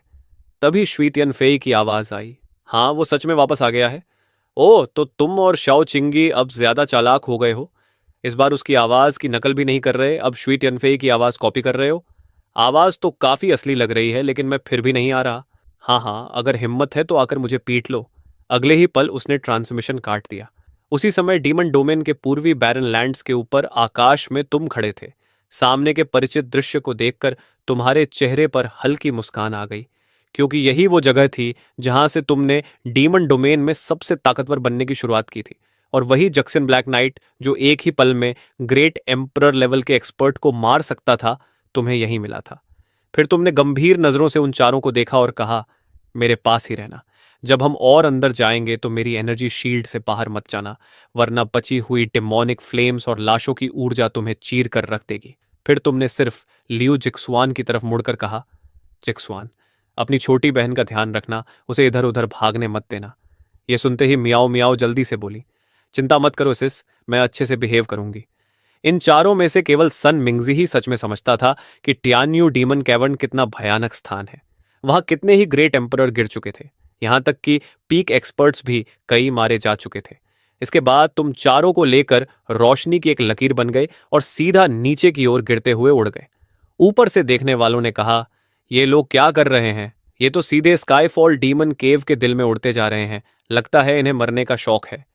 जब तुम उस विशाल गड्ढे में घुसे तो जरा भी धीमे नहीं हुए, बल्कि और तेज हो गए और पलक झपकते ही लगभग 3 मील की गहराई तक पहुंच गए। यही जगह ठीक है। तुमने हाथ हिलाया और तुरंत तुम्हारे चारों ओर लगभग 10 झांग के दायरे में एक विशाल लाइट शील्ड फैल गया। तुम लोग यहीं अपने शरीर को टेम्पर करो, मैं और अंदर जाकर कुछ मटेरियल्स लेकर आता हूं। इस शील्ड से बाहर मत निकलना, और अगर आसपास कोई दिखाई दे तो उसे इग्नोर करना। कोई ताकतवर इंसान तुम्हें नुकसान नहीं पहुंचा सकता। मियाओ मियाओ ने कहा, ठीक है डैड, मैं आपका इंतजार करूंगी। इतना कहकर तुम और गहराई में उड़ गए। पहले जब तुम अपनी पीक ताकत पर थे तब भी तुम मुश्किल से 35 मील तक ही जा पाते थे, लेकिन अब जब तुम वापस आ चुके थे तो तुमने सोचा कि इस बार बिल्कुल सबसे नीचे तक जाओगे और जितना हो सके उतना स्काई फॉल डिवाइन गोल्ड लेकर आओगे। लगभग 25 मील की गहराई पर पहुंचकर तुम हैरान रह गए, क्योंकि वहां एक बेहद खूबसूरत महिला खड़ी थी। तुमने उसे बस एक नजर देखा और बिना रुके उसके पास से गुजरते हुए और नीचे की ओर बढ़ गए। उसी समय उस महिला ने अपने पास एक काली रोशनी को बिजली की तरह गुजरते देखा और चौंक कर बोली, असंभव, इस गहराई पर कोई इतनी तेजी से नीचे कैसे उड़ सकता है? कुछ ही क्षण बाद तुम 35 मील की गहराई पर पहुंच गए, जहां तुम पहले ही सारा स्काईफॉल डिवाइन गोल्ड ले चुके थे। तुमने कहा, ठीक है, अब देखते हैं दोगुनी ताकत के साथ मैं कितना नीचे जा सकता हूं। 2.5 मिनट बाद तुम 45 मील की गहराई तक पहुंच गए और वहां से चक्की के पार्ट जितने बड़े स्काईफॉल डिवाइन गोल्ड के 2 टुकड़े इकट्ठा कर लिए। फिर तुमने नीचे झांका और कहा, लगता है ये केव कुल मिलाकर करीब 50 मील गहरी है, लेकिन इस गहराई पर दोगुनी ताकत भी काफी नहीं है। अब ताकत को 3 गुना करना पड़ेगा। अगले ही पल तुम्हारी कल्टीवेशन अचानक 3 गुना तक बढ़ गई और तुम मुस्कुराए। वाह, ताकतवर होना सच में अच्छा लगता है, क्योंकि सारी असहजता तुरंत गायब हो गई। करीब 15 मिनट बाद तुम स्काईफॉल डीमन केव के बिल्कुल तल तक पहुंच गए और गड्ढे के बीचों बीच हवा में तैरता हुआ स्काईफॉल डिवाइन गोल्ड का एक विशाल टुकड़ा दिखाई दिया। तुम्हारी आंखें चमक उठी। सिर्फ इस एक टुकड़े से ही ढेर सारी चीजें फॉर्ज की जा सकती हैं। तभी तुमने ध्यान से उस गोल्ड को देखा तो उसके अंदर कुछ अजीब दिखाई दिया, एक पारदर्शी ऊर्जा का गोला जो ऐसे धड़क रहा था जैसे जिंदा हो। तुमने कहा, यह अंदर क्या है? ऐसा लग रहा है जैसे यह जिंदा हो। उसी पल उस ऊर्जा ने तुम्हारी तरफ एक भयानक हमला कर दिया। तुम हल्का सा मुस्कुराए। छोटी सी चीज है, लेकिन जिंदा भी है और काफी अग्रेसिव भी। तुमने बस एक हाथ हिलाया और उसकी सारी डरावनी शक्ति को उड़ा दिया। फिर बोले, देखता हूं असल में तुम हो क्या। तुम आगे बढ़े, लेकिन हर कदम पर उस गोल्ड के अंदर की ऊर्जा जोरदार लहरें निकालकर तुम्हें रोकने लगी। तुम हंसे, काफी जिद्दी हो। क्या सच में सोचती हो कि मुझे नुकसान पहुंचा सकती हो? जब तुम आखिर उस गोल्ड तक पहुंचे और अपनी डार्क पावर उससे छुआई तो उसके अंदर की ऊर्जा अचानक शांत हो गई। तुमने महसूस किया कि यह चीज जक्सियन ब्लैक फ्लेम से डर रही है।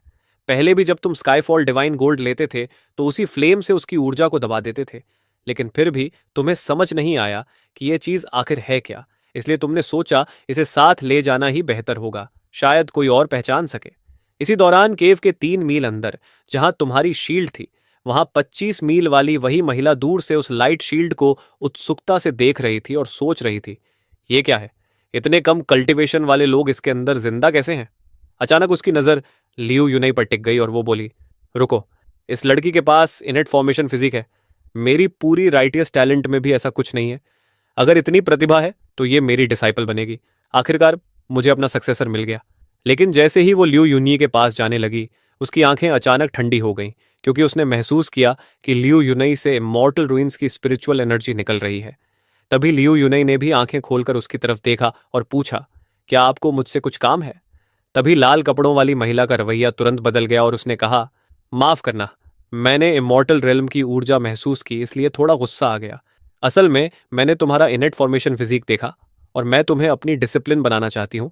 क्या तुम मुझसे मेरी सारी फॉर्मेशन टेक्निक्स सीखना चाहोगी? ये कहते हुए उसने अपनी शक्तिशाली राइटियस कल्टीवेशन ऑरा भी दिखा दी। लिu यूनी पूरी तरह चौंक गई, क्योंकि मॉर्टल रूइंस में उसने जितने भी फॉर्मेशन मास्टर्स देखे थे, उनमें से कोई भी इस महिला जितना शक्तिशाली नहीं था। लिu यूनी के मन में लालच भी जाग गया और उसने पूछा, आप सच में मुझे अपनी डिसाइपल बनाना चाहती हैं? महिला बोली, हाँ, लेकिन पहले तुम्हें अपनी मौजूदा कल्टीवेशन खत्म करनी होगी और डीमन रियल्म की टेक्निक्स अपनानी होंगी। ये सुनते ही लिu यूनी का चेहरा उतर गया।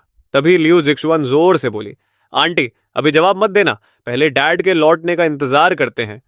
लिu यूनी को यह बात ठीक लगी और उसने कहा, सीनियर, क्या हम मेरे ब्रदर इन लॉ के लौटने तक इंतजार कर सकते हैं?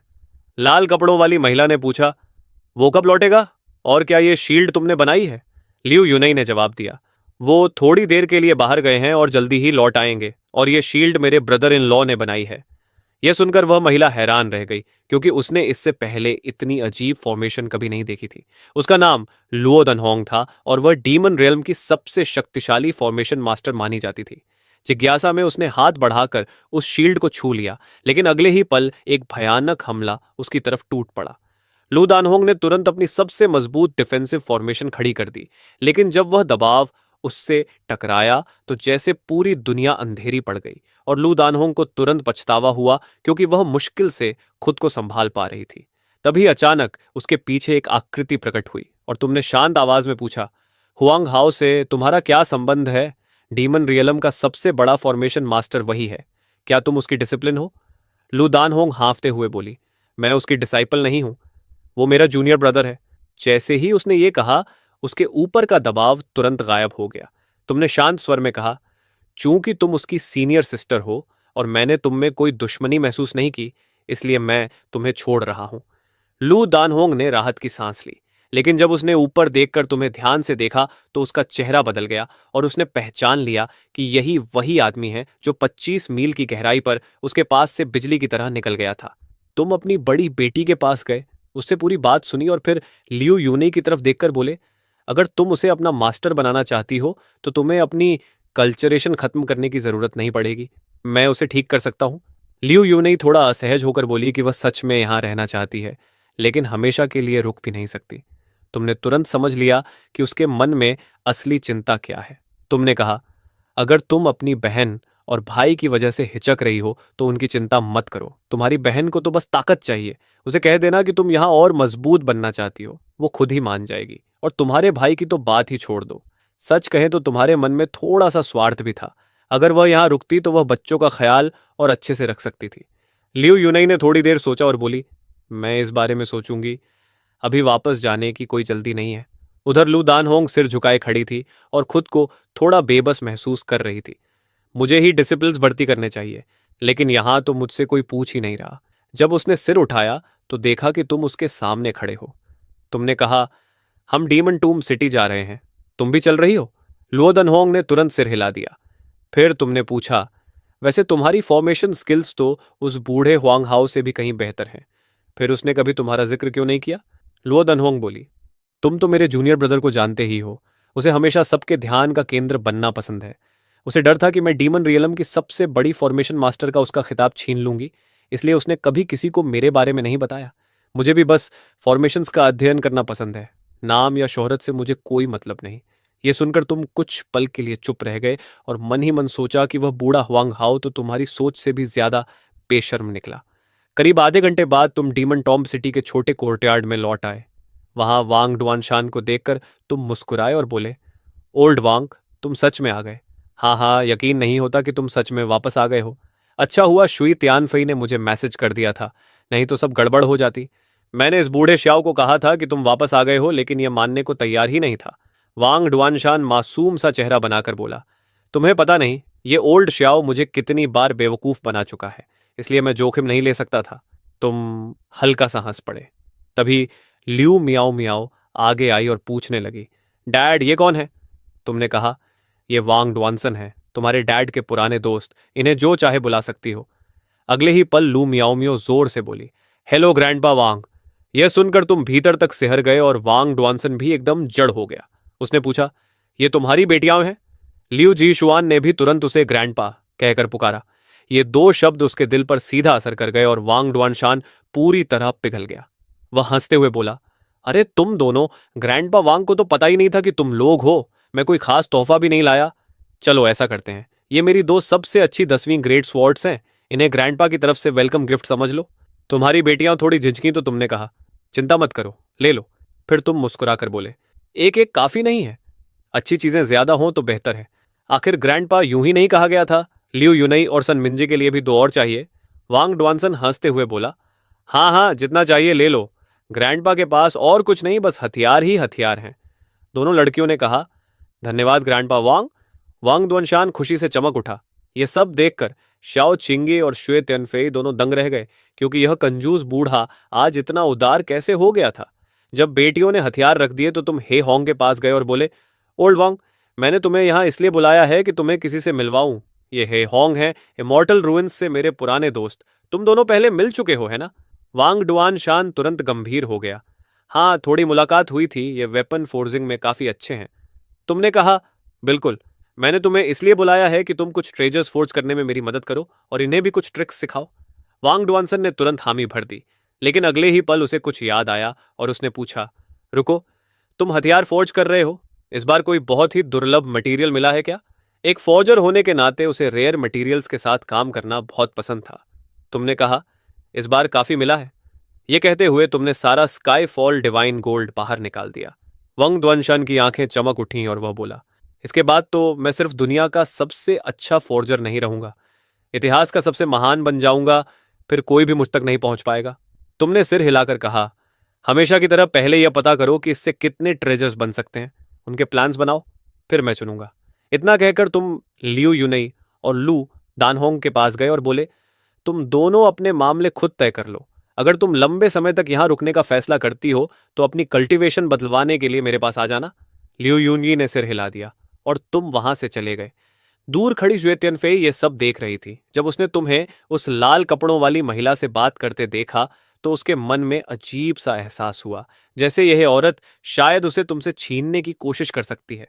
करीब 15 मिनट बाद लियू यूनी एक शांत जगह पर गई और अपना साउंड ट्रांसमिशन जेड निकालकर मैसेज भेजा, सिस, मैं यहां हमेशा के लिए रहना चाहती हूँ।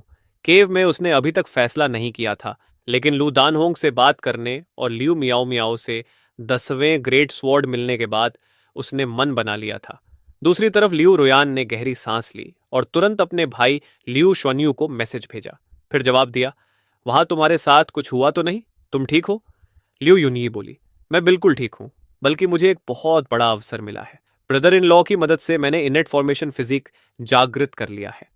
जैसे ही उसने यह कहा, लियू रुयान का भाई लियू श्याओन्यू और लियू जिंगरान कमरे में आ गए। इनेट फॉर्मेशन फिजिक सुनते ही दोनों हैरान रह गए।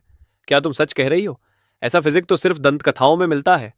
लियू यूनई बोली, मैं पूरी तरह निश्चित हूं। फिर उसने पूरी घटना विस्तार से बता दी। लियू रुयन सब सुनकर भौहें चढ़ाते हुए बोली, यह सब कुछ बहुत आसान और संदिग्ध लग रहा है, और वह महिला उसके दोस्त की सीनियर सिस्टर है। कहीं तुम्हें धोखा तो नहीं दिया जा रहा? लियू यूनई ने तुरंत कहा, ब्रदर इन लॉ ऐसे नहीं है, उनकी पहचान बहुत खास है। मुझे अभी हाल ही में पता चला। उसके चेहरे पर कड़वी मुस्कान आ गई, क्योंकि उसे अभी पता चला था कि उसका ब्रदर इन लॉ असल में डीमन रेल्म का मशहूर इटर्नल नाइट डीमन एम्परर है, और जिस ऊंचाई का पीछा उसकी बहन कर रही थी वह तो उसके लिए सिर्फ शुरुआत का छोटा सा कदम था। तभी लियू श्वान्यू, जो हमेशा अपने ब्रदर इन लॉ को कम समझता था, बोला, कौन सी बड़ी पहचान, बस डीमन रेल्म का एक एम्परर ही तो है, पीक एम्परर लेवल एक्सपर्ट। एक दिन हमारी बहन उससे भी ज्यादा शक्तिशाली होगी। इटर्नल नाइट डीमन एम्परर के बिल्कुल पास खड़ी लियू यूनी के मन में अजीब सा द्वंद्व चल रहा था। उसने सोचा कि बेहतर होगा वह और कुछ न कहे, क्योंकि सच बोलने से उसकी बहन का कल्टीवेशन हार्ट टूट सकता है। उसने कहा, ब्रदर इन लॉ यहाँ बहुत शक्तिशाली हैं और उन्होंने मेरे लिए सब कुछ पहले ही तय कर दिया है, इसलिए मेरी चिंता मत करो। लिu शुआन्यू का सिर सुन्न हो गया और वह बोला, सेकंड सिस्टर, क्या उस आदमी ने तुम्हारा ब्रेन वॉश कर दिया है? तुम उसकी इतनी रक्षा क्यों कर रही हो? लिu यूनी अचानक गुस्से में बोली, मुझे बहुत अच्छी तरह पता है कि ब्रदर इन लॉ किस तरह के इंसान हैं, और अगर तुमने एक बार भी उनके बारे में बुरा कहा तो तुम मेरे भाई नहीं रहोगे। माहौल गर्म होते देख लिu रुयन ने कहा, यूनी शांत हो जाओ, अभी के लिए इस बात को यहीं खत्म करते हैं, तुम थोड़ा और सोच लो, बाद में फिर बात करेंगे। इतना कहकर लिu रुयन ने कनेक्शन काट दिया, लेकिन लिu यूनी समझ चुकी थी कि उसकी बहन क्या करने वाली है, इसलिए उसने तुरंत ही होंग को एक मैसेज भेज दिया। दृश्य बदलकर इमोर्टल रुइंस में चला जाता है, जहां लिu श्याओन्यू दांत भींचकर कह रहा था, एल्डर, वो कॉल उठा ही नहीं रहा, आखिर हो क्या रहा है? सिस, यहां कुछ बहुत ही संदिग्ध चल रहा है, रुको मैं फिर से कोशिश करता हूं, शायद वह अभी व्यस्त हो। तभी जो लिu जिंगरान चुपचाप एक तरफ खड़ा था अचानक बोला, मॉम, मुझे लगता है आंटी सच कह रही हैं, डैड वैसे इंसान नहीं है। यह सुनकर लिu शुआन्यू तुरंत भड़क गया, डैड वैसे नहीं है? लिu जिंगरान, ऐसा मत दिखाओ जैसे तुम अपने डैड को बहुत जानते हो। तुम्हारी मॉम के उन्हें छोड़ने से पहले क्या तुम्हें कभी लगा था कि वह डीमन रियल्म से हैं? यह सुनते ही लिu जिंगरान पूरी तरह चुप हो गया। तभी मैसेज जेड अचानक चमक उठा, रुयान, इतनी जल्दी क्या है, तुम्हें मुझसे कुछ काम था? लिu रुयान तुरंत बोली, हाँ, मुझे बस एक बात कंफर्म करनी है, मेरी बहन अचानक कह रही है कि वह वहां हमेशा के लिए रहना चाहती है। इसके बाद लिu रुयान ने अपनी बहन से अभी अभी सुनी सारी बात ही होंग को बता दी। हे होंग तुरंत उत्साहित होकर बोला, हाँ, ये सब सच है, चिंता मत करो, तुम्हारा एक्स यहाँ सच में बहुत डरावना है। और कुछ पूछना है? अगर नहीं तो मुझे काम पर लौटना है। लिu रुयान के मन में और बुरा शक पैदा हो गया। एल्डर हे, क्या आपको यकीन है कि आप जो कह रहे हैं वह सब सच है? हे होंग थोड़ा नाराज हो गया, रुयान, ये तो ठंडा व्यवहार है, मैंने कब तुमसे झूठ बोला है? अगर तुम्हें मुझ पर भरोसा ही नहीं है तो फिर मुझे कॉल क्यों किया? इतना कहकर ही होंग ने कनेक्शन काट दिया। दूसरी तरफ लिu रुयान की भौहें सिकुड़ गईं। नहीं, यूनी को वापस आना ही होगा। लिu शुन्यू ने आह भरी, मुझे तो लगता है सेकंड सिस्टर अब वापस नहीं आएगी, इवन एल्डर ही भी। लेकिन लिu रुयन ने उसे रोक दिया, जब तक वह खुद सामने आकर नहीं बताती हमें कुछ पता नहीं चलेगा। अगर सच में ऐसा है तो फिर हम उसे जाने देंगे। करीब 15 मिनट बाद लिu यूनी ने तुम्हें अलग ले जाकर कहा, ब्रदर इन लॉ, मैंने फैसला कर लिया है, मैं वहीं रहूंगी, लेकिन मेरी सिस्टर को लगता है कि मैं यह फैसला अपनी मर्जी से नहीं कर रही, इसलिए शायद मुझे थोड़ी देर के लिए वापस जाना पड़ेगा। तुमने सिर हिलाया, अगर यूनई रहना चाहती है तो यह अच्छी बात है। ठीक है, कब जा रही हो? लिu यूनई बोली, अभी। तुमने तुरंत सिर हिलाया और स्पेस को चीरते हुए उसे साथ लेकर डीमन रियलम और इमॉर्टल रुइंस की सीमा तक पहुंच गए। लिu यूनई बोली, यहीं तक ठीक है ब्रदर इन लॉ, जब सब खत्म हो जाए तो मुझे मैसेज कर देना। इतना कहकर दोनों अलग अलग दिशाओं में चले गए। 1 घंटे बाद लिu यूनी अपनी बहन के सामने खड़ी थी, लेकिन उसने देखा कि हॉल में 2 अजनबी भी मौजूद हैं। उनमें से एक जांग हुआयरन था, जो इमॉर्टल रुइंस का सबसे शक्तिशाली फॉर्मेशन मास्टर माना जाता था, और दूसरा एक पीक एम्परर रेल्म कल्टिवेटर था, जो सोल आर्ट्स में माहिर था। लिu यूनी ने लंबी सांस ली, क्योंकि उसे पहले ही अंदाजा हो गया था कि यहां क्या होने वाला है। वह बोली, सिस, मैं यहां सिर्फ एक बात साबित करने आई हूं, मैं वहां बिल्कुल सुरक्षित हूं और मैं खुद आकर विदा कहना चाहती थी। अब जब दोनों काम हो गए हैं तो मुझे वापस जाना चाहिए। लिu रुयान ने तुरंत कहा, रुको, इससे बस इतना साबित होता है कि तुम खतरे में नहीं हो, लेकिन यह साबित नहीं होता कि तुम्हारे साथ कोई मैनिपुलेशन नहीं हुआ। तभी लिu यूनी का शरीर एक अजीब रोशनी से चमकने लगा। वह बोली, तो अभी देख लो, क्या मैं झूठ बोल रही हूं? क्या यह इनेट ट्रू बॉडी नहीं है? लेकिन जियांग हुआरेन की आंखों में लालच साफ दिख रहा था। उसने लिन चिंगशू की तरफ इशारा किया और लिन चिंगशू तुरंत समझ गई। वह आगे बढ़ी और बोली, ठीक है, मान लेते हैं कि तुम्हें धोखा नहीं दिया गया, लेकिन फॉर्मेशन सीखने के लिए तुम्हें डीमन रियल्म जाने की क्या जरूरत है? मैं तुम्हें मिलवाती हूं। यह हैं जांग हुआयरन, इमॉर्टल रुइंस के सबसे महान फॉर्मेशन मास्टर। जांग हुआयरन घमंड से बोला, डीमन रियल्म का सबसे बड़ा फॉर्मेशन मास्टर? उसे मेरे सामने आने दो, मैं उसे एक कीड़े की तरह कुचल दूंगा। यह सुनकर लिu यूनई के अंदर गुस्से की लहर उठ गई। उसने कहा, सीनियर, मैंने आपकी सबसे बेहतरीन फॉर्मेशन देखी है और डीमन रियलम वाले के सामने उसकी तुलना ही नहीं हो सकती। अगर इससे आपको बुरा लगे तो मैं माफी चाहती हूं। जियांग हुआरेन मुश्किल से खुद को संभाल पाया और बोला, ठीक है, मैं तुम्हारे स्तर तक नहीं गिरूंगा, लेकिन बाद में रोते हुए मेरे पास मत आना। लिन चिंगशू ने देखा कि बात बिगड़ रही है, इसलिए उसने तुरंत तरीका बदल दिया। वह बोली, अगर तुम अब भी अपने फैसले पर अड़ी हो तो कम से कम अपनी सिस्टर को सुकून दे दो। ये फेलो डाओइस्ट तुम्हारी सोल रीडिंग कर लेंगे, क्या कहती हो? लियू यूनई को छुपाने जैसा कुछ नहीं था, इसलिए उसने तुरंत सिर हिला दिया। ठीक है। वह बूढ़ा कल्टीवेटर आगे आया, उसकी उंगली पर सुनहरी रोशनी की किरण चमकी और उसने उसे सीधे लियू यूनी के मन में भेज दिया। कुछ क्षण बाद उसने चुपचाप लिन चिंगशुए को कहा, फेलो दाओइस्ट लिन, इसकी सोल बिल्कुल सामान्य है। लिन चिंगशुए की भौं तुरंत सिकुड़ गई। थोड़ी देर चुप रहने के बाद उसने आंखें संकरी कर लीं और बोली, फेलो डाओइस्ट जिया, जैसा मैंने कहा था वैसा ही करो। मैंने कंफर्म कर लिया है, इसकी सोल पर एक खास सीक्रेट टेक्निक से छेड़छाड़ की गई है। उसी क्षण लियू यूनई सब समझ गई कि लिन चिंगशू ने उसके खिलाफ जाल बिछाया है। लिन चिंगशू तुरंत बोली, देखा, मैंने कहा था ना कि मामला इतना आसान नहीं है। रोयान, हम तुम्हारी बहन को डीमन रियलम वापस नहीं जाने दे सकते। लियू रोयान गहरी सोच में पड़ गई और बोली, यूनई, मुझे भी लग रहा था कि तुम्हारे साथ कुछ ठीक नहीं है। कुछ समय इमॉर्टल रूइंस में ही रहो, ठीक है? यह सुनकर लियू युन्नी का दिल टूट गया। उसने कहा, सिस, आपने भी मुझ पर भरोसा नहीं किया। लिन चिंगशुए तुरंत बीच में बोली, एक्सक्यूज मी, क्या अपनी बहन से ऐसे बात की जाती है?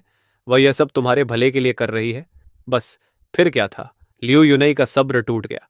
वह गुस्से में बोली, लिन चिंगशु, अब बस भी करो। मेरी सिस्टर के डिवोर्स में तुम्हारा ही हाथ था और अब तुम हमारे बीच फूट डालने की कोशिश कर रही हो। तुम्हारा असली मकसद क्या है? लिन चिंगशु का चेहरा तुरंत काला पड़ गया। वह बोली, रोयान, अपनी बहन को देखो, डीमन रियल में कुछ ही दिन हुई है और इसकी सोल पहले ही कंट्रोल हो चुकी है। अगर तुमने इसे वापस जाने दिया तो तुम्हें पछताना पड़ेगा। लियू यूनी पूरी तरह भड़क गई और बोली, लिन चिंगशुए, तुम्हें हिम्मत कैसे हुई यह कहने की कि मेरी सोल कंट्रोल हो गई है? तुम्हारे पूरे परिवार की सोल कंट्रोल हो। लियो रोयान पूरी तरह स्तब्ध रह गई, क्योंकि उसने अपनी छोटी बहन को पहले कभी ऐसे नहीं देखा था।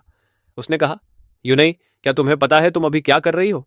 लियो यूनई ने दृढ़ आवाज में कहा, मुझे बिल्कुल पता है। शायद मेरी जिंदगी में पहली बार मैं इतनी साफ सोच रही हूं। इतना कहकर उसने वह तलवार निकाल ली जो मियाओ मियाओ ने उसे दी थी। उसने कहा, अब मुझे समझ में आता है कि उस समय ब्रदर इन लॉ कैसा महसूस करते होंगे। फिर उसने तलवार सीधी लिन चिंगशू की तरफ तान दी और बोली, खुशकिस्मत हो कि मेरे पास ब्रदर इन लॉ जैसी ताकत नहीं है, क्योंकि अगर होती तो आज तुम्हारा आखिरी दिन होता। लिन चिंगशुए मासूम बनते हुए बोली, रूयन, देखो, तुम्हारी बहन पूरी तरह पागल हो चुकी है। हमें इसे यहीं रोकना होगा। लियो रोयान ने अपनी बदली हुई बहन को देखा और एक बार फिर लिन चिंगशू की बातों पर भरोसा कर लिया। उसने सख्त आवाज में कहा, हथियार नीचे रख दो, नहीं तो जो होगा उसके लिए मुझे दोष मत देना। यह शब्द सुनकर लियो यूनई पूरी तरह टूट गई। उसने अचानक तलवार अपनी ही गर्दन पर रख ली और बोली, तुम मुझे यहां इतना रोकना चाहती हो तो ठीक है, मैं यहीं मर जाती हूं। लियो रोयान का चेहरा तुरंत सफेद पड़ गया, क्योंकि उसने कभी नहीं सोचा था कि उसकी बहन इतनी दूर तक चली जाएगी। वो कुछ करना चाहती थी, लेकिन उसे पता था कि उसकी बहन सेंट किंग रियलम की कल्टीवेटर है और उसके हाथ में वह बेहद शक्तिशाली टीयर 10 स्वॉर्ड भी है। उसके हाथ की जरा सी हरकत और सब कुछ खत्म हो जाता। लियू रोयान घबराकर बोली, यूनई, प्लीज शांत हो जाओ, हम बैठकर बात कर सकते हैं। लियू यूनई ने ठंडे स्वर में जवाब दिया, अब बात करने के लिए कुछ बचा ही नहीं है। मेरी जिंदगी मेरी है, उसका फैसला भी मैं ही करूंगी। तभी लियू श्वान्यू, जो शुरू से ही दूसरी बहन के जाने के खिलाफ था, अचानक आगे बढ़ा और बोला, बिग सिस, रुक जाओ। मैं सेकंड सिस को सबसे ज्यादा जानता हूं। मुझे पता है वह कैसी है। मैं भी चाहता हूं कि वह यहीं रहे, लेकिन इस तरह नहीं, हमारे परिवार को तोड़कर नहीं। लियो रुयान की भावनाएं पूरी तरह उलझ चुकी थीं। कुछ देर चुप रहने के बाद उसने गहरी सांस ली और कहा, ठीक है, जाओ। जाने से पहले लियू यूनई ने आखिरी बार अपनी बहन और भाई की तरफ देखा और बोली, इस बार मैं वापस नहीं आऊंगी। अगर तुम अभी भी मुझे अपनी बहन मानते हो तो मुझ पर भरोसा करो, लिन चिंगशू पर भरोसा मत करना। फिर उसने लिन चिंगशू की तरफ ठंडी और सख्त नजरों से देखा, अपना ध्यान रखना, जिस दिन मैं तुमसे ज्यादा ताकतवर बन जाऊंगी उस दिन मैं तुम्हारे पीछे आऊंगी। इतना कहकर लियू यूनई ने एक टेलीपोर्टेशन फॉर्मेशन बना दी और पलक झपकते ही गायब हो गई। लिन चिंगशू तुरंत जियांग हुआइरेन की तरफ मुड़ी और बोली, फॉर्मेशन तोड़ो और उसके पीछे जाओ। लेकिन लियू रुयान ने सख्त आवाज में कहा, उसने अपना फैसला कर लिया है, उसे जाने दो। लिन चिंगशुए ने देखा कि लियू रुयान पूरी तरह गंभीर है, इसलिए वह पीछे हट गई।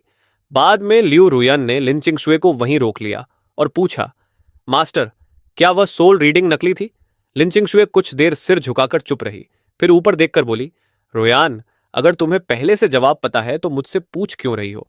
लिू रोयान ने धीरे से सांस ली और पूछा, आपने ऐसा क्यों किया? लिन चिंगशुए बोली, लियो यूनिये ने इन्नेट ट्रू बॉडी जागृत कर ली है। ऐसी प्रतिभा अगर हमारी तरफ रहे तो हमारे पूरे प्लान को कितना फायदा होगा, तुम्हें अंदाजा है? क्या तुम्हें यह दिखाई नहीं देता?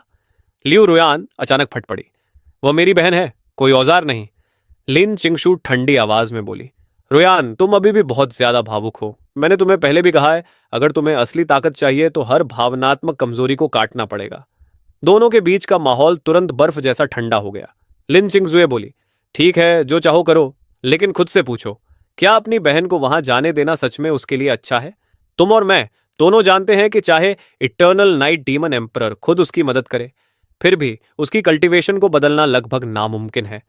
आखिर में वह डीमन रियल में मर ही जाएगी। लियू रुयान ने ठंडे स्वर में जवाब दिया, वह मरने से तो बेहतर है, और सबसे ज्यादा गुस्सा मुझे इस बात का है कि तुमने जो किया उसके बारे में मुझे पहले बताया भी नहीं। अगर दोबारा ऐसा किया तो फिर मुझे दोष मत देना। लिन चिंगशु की भौहें सिकुड़ गईं। अब यह मुझे धमकी दे रही है, लगता है खुद को बहुत बड़ा समझने लगी है। उधर डीमन रेल्म और इमॉर्टल रूइंस की सीमा पर लियू यूनिये ने तुम्हें देखते ही राहत की सांस ली। ब्रदर इन लॉ, क्या आप सच में मेरी कल्टीवेशन बदल सकते हैं? तुम मुस्कुराए, क्या मैंने कभी तुमसे झूठ बोला है? अभी कर देता हूं। अगले ही पल तुम उसे लेकर कोर्टयार्ड में लौट आए। वहां लू दानहोंग पहले से इंतजार कर रही थी। लियू यूनाई तुरंत घुटनों के बल बैठ गई और बोली, मास्टर, कृपया मेरा प्रणाम स्वीकार कीजिए। इमॉर्टल रूइंस में जो कुछ हुआ उसके बाद उसके अंदर मजबूत बनने की आग जल रही थी। लू दानहोंग जल्दी से आगे बढ़ी और उसे उठाते हुए बोली, अरे उठो उठो। तभी उसके पीछे से एक हाथ उसके कंधे पर रखा गया और तुमने कहा, फेलो दाओइस्ट लुओ, अब यह तुम्हारी जिम्मेदारी है, इसे अच्छे से सिखाना। अगर यह अच्छा प्रदर्शन करेगी तो मैं तुम्हें अच्छा इनाम दूंगा। यह सुनते ही लू दानहोंग हल्का सा कांप गई, क्योंकि उसके दिमाग में यह किसी चेतावनी जैसा लगा। उसी समय पास खड़ा श्यूतियन फाई यह सब देख रहा था और अंदर ही अंदर गुस्से से जल रहा था। लू दानहोंग से बात खत्म करने के बाद तुम लियू यूनई को अकेले एक छोटे से ग्रोव में ले गए और बोले, मेरी वर्तमान कल्चरेशन पहले से कई गुना ज्यादा है, इसलिए ग्रैंड अर्थ रियलम से नीचे की किसी भी कल्चरेशन को आसानी से बदला जा सकता है। करीब 15 मिनट बाद तुमने सफलतापूर्वक लियू यूनई की कल्चरेशन को डीमिक एनर्जी में बदल दिया। तुमने कहा, ठीक है, अब तुम्हारी कल्टीवेशन बदल चुकी है, अब यहां आराम से रहो, और अगर कोई ऐसी परेशानी आए जिसे तुम संभाल ना सको तो सीधे मेरे पास आना। उसी क्षण लियू यूनई के मन में एक अजीब सी भावना उठी। तुमने यह महसूस किया और तुरंत गला साफ करते हुए बोले, अगर और कुछ नहीं है तो मैं चलता हूं, थोड़ा समय लो और अपनी नई स्थिति की आदत डालो। इतना कहकर तुम तुरंत वहां से निकल गए। लियू यूनी का चेहरा पूरी तरह लाल हो गया, लेकिन उसी समय उसके जेड स्लिप पर उसके छोटे भाई का मैसेज आया। थोड़ी देर हिचकने के बाद उसने कॉल उठा लिया। लियू श्योन्यू बोला, सेकंड सिस, आखिर तुमने जवाब दिया। मैं तो घबरा गया था, लगा कहीं तुमने कोई बेवकूफ़ी न कर ली हो। अपने भाई की आवाज़ सुनकर लियू यूनी के दिल में गर्माहट आ गई। उसने कहा, मैं ठीक हूँ, ब्रदर इन लॉ मुझे लेने आए थे और उन्होंने मेरी कल्टीवेशन भी बदल दी। लियू श्वान्यू हैरान रह गया। सेकंड सिस, तुम सेंट किंग रियल में हो, यह कैसे संभव है? तुम मजाक कर रही हो। लियू यूनी हंसकर बोली, मैंने कब तुमसे झूठ बोला है? तुम हमेशा से ब्रदर इन लॉ को बहुत कम समझते आए हो, तुम उन्हें बहुत कम आंकते हो, वह सच में कमाल के हैं। यह सुनकर लियू श्वान्यू पूरी तरह चुप हो गया। लियू यूनी समझ गई कि उसका भाई अभी भी पूरी तरह यकीन नहीं कर रहा। उसने कहा, लिटिल ब्रो, मुझसे वादा करो कि मैं जो बताने वाली हूं वह बिग सिस को नहीं बताओगे, तब मैं तुम्हें एक ऐसी बात बताऊंगी जिससे सब कुछ तुरंत समझ आ जाएगा। लियू श्योन्यू बोला, क्या मतलब बिग सिस को मत बताना? आखिर बात क्या है, सीधे बताओ। लियू यूनी बोली, पहले हेवनली डाओ की कसम खाओ, अगर बिग सिस को बताया तो जिस लड़की को तुम पसंद करते हो उससे तुम कभी शादी नहीं कर पाओगे। लियू श्योन्यू का मुंह खुला का खुला रह गया। सेकंड सिस, तुम पागल हो गई हो क्या? ऐसी कसम नहीं दिलाई जाती। लियू यूनी बोली, कसम खाओगे या नहीं? अगर नहीं तो मैं तुमसे कभी बात नहीं करूंगी। आखिरकार लियू श्वान्यू ने दांत भींचकर हेवनली डाओ की कसम खा ली। ठीक है, अब खुश? तब लियू यूनी हकलाते हुए बोली, ब्रदर इन लॉ वही तुम्हारे आइडल हैं, डीमन रियल्म के इटर्नल नाइट डीमन एम्परर। यह सुनते ही लियू श्योन्यू ने तुरंत मैसेज भेजा, सेकंड सिस, क्या तुम मेरा मजाक उड़ा रही हो? लियू यूनी बोली, मैंने कब तुमसे झूठ बोला है? और सोचो, क्या तुम्हें नहीं लगा कि इमॉर्टल रूइंस में जो डिवाइन सोर्ड मैंने निकाली थी वह कहाँ से आई थी? वह ट्रांसेंडेंट ग्रेट सोर्ड जो मेरे पास थी। और क्या तुमने इमॉर्टल रूइंस में उनसे ज्यादा ताकतवर किसी को देखा था? सच तो यह है कि ऐसी तलवारें तो मियाओ मियाओ और जिक्सुआन के लिए सिर्फ खिलौने हैं। वे उनसे बस खेलती हैं। ये सुनते ही लियू शुआन्यू को अपनी गलती का एहसास हुआ और उसने खुद को जोर से थप्पड़ मार लिया। फिर बोला, सिस, क्या मैं तुमसे एक बात पूछ सकता हूँ? क्या ब्रदर इन लॉ अब मुझसे पूरी तरह नफरत करते हैं? क्या उनके दिल में मेरे लिए बिल्कुल भी अच्छा एहसास नहीं बचा? क्या अब सब ठीक करना बहुत देर हो चुकी है? लियो युन्यी ने कहा, ठीक है, कम से कम तुम्हें अपनी गलती का एहसास तो है। मैं कोशिश करूंगी कि आगे से ब्रदर इन लॉ के सामने तुम्हारे लिए अच्छी बात कह सकूं। लियो शुआन्यू तुरंत बोला, हाँ हाँ, धन्यवाद सिस, बहुत बहुत धन्यवाद। तुम सच में मेरी फेवरेट सिस्टर हो। वाह! ये कहते ही लियो श्याओन्यू हंस पड़ा। लियो युनई थोड़ा अजीब महसूस करते हुए हल्का सा हंस दी, क्योंकि जब उसका छोटा भाई बेकार की बातें नहीं करता था तब वह सच में काफी अच्छा लगता था। उसी समय लियू शुअन्यू ने सोचा कि थोड़ा और जानकारी निकाल ली जाए, इसलिए उसने कैजुअली पूछा, हाँ सिस, हे होंग, इन दिनों कैसे हैं? वो तो ब्रदर इन लॉ के बहुत करीबी हैं। अभी तो उनकी जिंदगी मजे में चल रही होगी, है ना? लियू युन्नी ने बिना सोचे जवाब दिया, old he, brother in law की मदद से उन्हें जल्द ही पूरे कैनियन कॉन्टिनेंट का सबसे शानदार फोर्जिंग चेंबर मिलने वाला है। और उससे भी बड़ी बात यह कि डीमन रियल्म का सबसे शक्तिशाली वेपन फोर्जर खुद उन्हें एडवांस्ड फोर्जिंग टेक्निक्स सिखा रहा है। ये सुनते ही लियू शोन्यू की आंखों में जलन साफ दिखाई देने लगी और वह बोला, वाह, उस आदमी की तो किस्मत खुल गई। नहीं नहीं सिस, मैं अभी बिग सिस को बताता हूँ, मैं भी तुम्हारे पास आना चाहता हूँ। लेकिन लियू यूनई तुरंत गंभीर हो गई और बोली, बिल्कुल नहीं, अभी सही समय नहीं है। असल में मैंने तुमसे संपर्क एक और वजह से किया है। लिन चिंगशू से सावधान रहना और शेन रेन का भी ध्यान रखना। मुझे हमेशा से लगता है कि लिन चिंगशू कुछ न कुछ खेल खेल रही है। मैं यहाँ अपनी ताकत जितनी जल्दी हो सके बढ़ाऊंगी। बस मेरा इंतजार करना, मैं जरूर वापस आऊंगी। ये सुनकर लियू शुअन्यू भी गंभीर हो गया और सिर हिलाकर बोला, समझ गया, मैं अपना और जेंगरिन दोनों का ध्यान रखूंगा। लियू युनई ने कहा, ठीक है, अब बात यहीं खत्म करते हैं। और उसने ट्रांसमिशन तुरंत काट दिया। अगले ही सुबह वांग डुआनसन तुम्हें ढूंढते हुए आया और आते ही उसने तुम्हारे हाथ में एक ब्लूप्रिंट थमा दिया। उसने कहा, जरा इसे देखो, इसमें जो डिजाइन्स हैं सब हेवनली मेट्रॉयड डिवाइन गोल्ड से फोर्ज किए जा सकते हैं। इनमें से 10 चीजें चुन लो। तुम थोड़ा चौंक गए और बोले, 10? इतने सारे? वांग डुआनसन ने हंसते हुए कहा, अगर आर्मर को छोड़ दो तो शायद कुछ और भी बना सकते हो। लेकिन तुमने तुरंत सिर हिलाते हुए कहा, आर्मर तो जरूरी है, मेरी बेटी के लिए भी एक सेट चाहिए। इसके बाद तुमने ब्लूप्रिंट लेकर ध्यान से देखना शुरू किया। सब कुछ देखने के बाद तुमने वंग दुआनशान से पूछा, अभी डीमन रेल्म में कौन से बाजारों में टाइम आर्टिफैक्ट्स मिलते हैं? मैं अपने बच्चे के लिए एक लेना चाहता हूं। असल में तुम यह जानना चाहते थे कि कहीं वांग डुआनसन के पास ऐसा आर्टिफैक्ट खुद तो नहीं है। वांग डुआनसन ने तुरंत कहा, क्या मैंने तुम्हें पहले एक नहीं दिया था? वही टाइम आर्टिफैक्ट जिसका फ्लो रेट 1:100 था। तुम थोड़ा झेंप कर हंस दिए और बोले, जब मैं डीमन एम्परर पैलेस छोड़कर जा रहा था तब मैंने वह आर्टिफैक्ट अपने अप्रेंटिस को दे दिया था, इसलिए अभी मेरे पास नहीं है। यह सुनकर वंग द्वांशन को अचानक कुछ याद आया और वह बोला, लेकिन कुछ समय पहले मैंने मोलियो एकेडमी के लिए एक खास आर्टिफैक्ट बनाया था। उसका टाइम फ्लो रेट तो लगभग वही है जैसा मैंने तुम्हें दिया था, लेकिन सुना है कि अगर उसे एकेडमी के treasure time speed grinding flow के साथ मिलाकर इस्तेमाल किया जाए तो उसका रेट 1:300 तक पहुंच सकता है। तुमने हल्के से सिर हिलाया और कहा, समझ गया, अफसोस है, लगता है मुझे कोई और तरीका सोचना पड़ेगा। इतना कहकर तुम श्याओ चिंगई की तरफ मुड़े और बोले, ओल्ड श्याओ, मुझे याद है कि तुम अपने कुछ डिसाइपल्स को मोलियो एकेडमी में ट्रेनिंग के लिए भेजते थे। अब तक उन्होंने अच्छी प्रगति कर ली होगी। मैं सोच रहा हूं कि अपनी दोनों बेटियों को भी कुछ समय के लिए वहां भेज दूं ताकि वे अपने जैसे टैलेंटेड बच्चों के साथ रह सकें। तुम्हें क्या लगता है, ये विचार तुम्हें इसलिए आया क्योंकि पहले तुमने एक जीनियस डिसाइपल को पूरी तरह अकेलेपन में ट्रेन किया था और वह भले ही बहुत ताकतवर बन गया था, लेकिन साथ ही वह एंटी सोशल और बेहद हिंसक भी बन गया था। इसलिए तुम अपने बच्चों को उस तरह नहीं पालना चाहते थे। शाओ जिंगी ने गंभीरता से सिर हिलाया और बोला, मुझे लगता है यह बहुत अच्छा फैसला है। मोलियो एकेडमी इसके लिए सबसे सही जगह है। डीमन रेल्म के बाकी हिस्सों जितनी क्रूर और खून खराबे वाली जगह नहीं है। इसे एक तरह का सेफ स्टार्टर जोन समझ लो। तुमने कहा, ठीक है, मौका मिलने पर मुझे मोलियो एकेडमी के प्रिंसिपल से मिलवा देना। श्याओ चिंगई की आंखों में शरारती चमक आ गई और वह मुस्कुराते हुए बोला, वैसे वह बूढ़ा आज रात वापस आ रहा है, क्यों ना आज रात उसे अचानक पकड़ लें। मेरा मतलब है उससे मिलने चलते हैं। तुमने कुछ नहीं कहा, लेकिन तुम दोनों पुराने चालाक लोमड़ियों की तरह एक ही समय पर मुस्कुरा दिए। योजना तय होते ही तुमने लू दानहोंग को ढूंढा और उससे मोलियो एकेडमी तक एक टेलीपोर्टेशन अरे बनाने को कहा, ताकि भविष्य में बच्चे आसानी से घर आ जा सके। उसी शाम तुम और श्याओ चिंगई चुपचाप मोलियो एकेडमी के अंदर घुस गए। श्याओ चिंगई ने एक ट्रांसमिशन जेड स्लिप निकाला और कहा, श्याओ शू, तुम्हारा मास्टर आ गया है, आकर हमें रास्ता दिखाओ।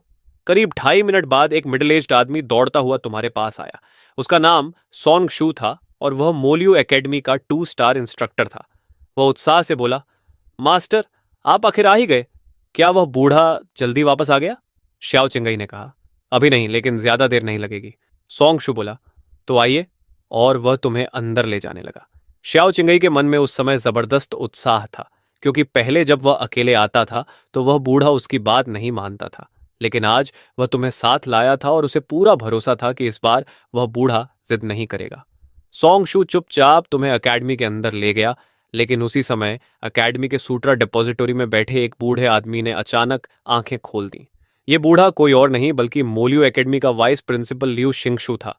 उसने तुरंत एक ट्रांसमिशन जेड स्लिप निकाला और मैसेज भेजा, डेमन एम्पर को प्रणाम। जिस आदमी को आप ढूंढ रहे थे वह यहाँ मोलियो एकेडमी में दिखाई दिया है और वह श्याओ चिंगई के साथ है। दूसरी तरफ से जवाब आया, बहुत अच्छा, तुम्हें इसका इनाम मिलेगा। यह मैसेज भेजने वाला डीमन रियलम का वर्तमान शासक लोन डीमन एम्परर था। वह इस दिन का बहुत लंबे समय से इंतजार कर रहा था। उसने धीरे से कहा, मास्टर, आप इतने निर्दयी कैसे हो सकते थे? आप बिना कुछ कहे चले गए, बस एक चिट्ठी छोड़ दी। क्या आपको पता है इन सालों में मैंने क्या सहा है? फिर उसका चेहरा अचानक ठंडा हो गया और उसने कहा, अब इंतजार करो। मेरी ताकत पहले से 10 गुना ज्यादा हो चुकी है और इस बार मैं आपको दिखाऊंगा कि मैं क्या बन चुका हूं। उधर मोलियो एकेडमी के एक कमरे में श्याओ चिंगई एक सफेद बालों वाले बूढ़े के सामने खड़ा था। वह बूढ़ा कोई और नहीं बल्कि एकेडमी का प्रिंसिपल लियू शिवे था। लियू शिवे ने ठंडी नजर से देखकर कहा, ओह, तो तुम हो शाओ चिंगे। ये मत समझना कि सिर्फ उस आदमी को साथ लाने से मैं तुम्हारी बेवकूफ़ी भरी मांगे मान लूंगा। श्याओ चिंगी मुस्कुराया और बोला, इस बार बात मैं नहीं करने वाला, वह करेगा। तभी तुम आगे बढ़े और शांत आवाज में बोले, प्रिंसिपल लियू, जब आप जानते हैं कि मैं कौन हूं तो मैं सीधे मुद्दे पर आता हूं। पहली बात, कल से मेरी बेटी मोलियो एकेडमी में ट्रेनिंग करेगी। दूसरी बात, जब भी जरूरत हो उसे एकेडमी के time artifact time speed grinding flow का इस्तेमाल करने की अनुमति होगी। अगर आप इन दोनों शर्तों को मान लेते हैं तो मैं आपके लिए एक काम करूंगा। यह सुनकर लियू शिवे पूरी तरह हैरान रह गया, क्योंकि उसे उम्मीद ही नहीं थी कि तुम्हारी बेटी भी है और तुम ऐसी शर्तें रखोगे। लेकिन थोड़ी देर बाद उसने सख्त आवाज में जवाब दिया, कल से? यह असंभव है। नए स्टूडेंट्स की अगली परीक्षा 3 साल बाद होगी। परीक्षा पास करो तभी यहां ट्रेनिंग मिलेगी। और दूसरी शर्त? बिल्कुल नामुमकिन, लियू शिवेई ने सख्त स्वर में कहा। टाइम स्पीड ग्राइंडिंग फ्लो हमारी एकेडमी का सबसे कीमती ट्रेजर है। इसे किसी को भी यूं ही इस्तेमाल करने नहीं दिया जा सकता। यह सुनते ही कमरे में अचानक गहरी खामोशी छा गई। श्याओ चिंगी की आंख हल्की सी फड़क गई, क्योंकि उसे यकीन ही नहीं हो रहा था कि यह बूढ़ा सच में हर किसी के साथ इतना ही सख्त रहता है। उसने मन ही मन सोचा कि ओल्ड लियू तो किसी को भी जरा सा फेस नहीं देता। लियू शिवेई ने दृढ़ आवाज में कहा, नियम तो नियम होते हैं, तुम चाहे जो भी हो, मेरा जवाब वही रहेगा। बाहर से वह पूरी आत्मविश्वास से बोल रहा था, लेकिन अंदर ही अंदर वह काफी घबरा चुका था। लेकिन उसे उम्मीद नहीं थी कि तुम अचानक शांत स्वर में कहोगे, ठीक है, अगर रास्ता बंद है तो चलो वापस चलते हैं, मेरी बेटी शायद मुझे याद कर रही होगी। यह सुनकर लियू शिवे सच में चौंक गया। उसने सोचा, इटर्नल नाइट डीमन एम्परर इतनी आसानी से पीछे हट रहा है। तभी अगले ही पल शाओ चिंगे बोल पड़ा, रुको, क्या हम सच में ऐसे ही चले जाएंगे? मुझे तो यह बिल्कुल भी अच्छा नहीं लग रहा। क्यों ना पहले इसे थोड़ा पीट लें फिर चले जाएं? तुम हल्का मुस्कुराए और बोले, अगर यह अपने नियमों की इतनी परवाह करता है तो इसे पीटने से भी कुछ नहीं बदलेगा। लेकिन मेरे पास एक और तरीका है। फिर तुमने उस भयानक ऊर्जा के गोले की तरफ देखा और कहा, जब से हम यहाँ आए हैं यह चीज उस टाइम स्पीड ग्राइंडिंग फ्लो को देखकर ललचा रही है। अगर मैं इसे चुपचाप छोड़ दूं तो यह अकेले इसे संभाल नहीं पाएगा, और जब ऐसा होगा शायद यह खुद मेरे पास आकर मदद मांगेगा। और अगर तब भी नहीं माना तो नियम तो सिर्फ निर्जीव चीजें हैं, इंसान को उनके साथ मरने की जरूरत नहीं होती। यह सुनते ही लियू शिवेई की नजर तुरंत उस डरावनी ऊर्जा पर टिक गई। उसके बूढ़े चेहरे की मांसपेशियां हल्की सी फड़क गईं, क्योंकि उस ऊर्जा से उसे साफ महसूस हो रहा था कि वह आसपास की हर चीज को निगल जाने की भूख रखती है।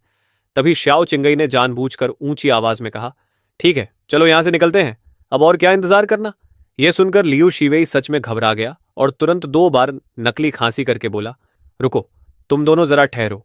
मैं बस सोच रहा था कि शायद कुछ नियमों में थोड़ी बहुत गुंजाइश निकाली जा सकती है, लेकिन पहले तुम्हें मेरे लिए एक काम करना होगा। तुम और श्याओ चिंगई एक दूसरे की तरफ देखे और समझ गए कि यह बूढ़ा बहुत जल्दी मान गया। तुमने तुरंत वह ऊर्जा का गोला वापस रख दिया और बोले, ठीक है, बताओ क्या करना होगा। लियू शिवेई ने हाथ आगे बढ़ाया और उसकी हथेली में एक खुरदुरा गहरे रंग का प्राचीन धातु का टुकड़ा था। उसने कहा, आज रात मैं इसी चीज को लेने के लिए वापस आया हूं।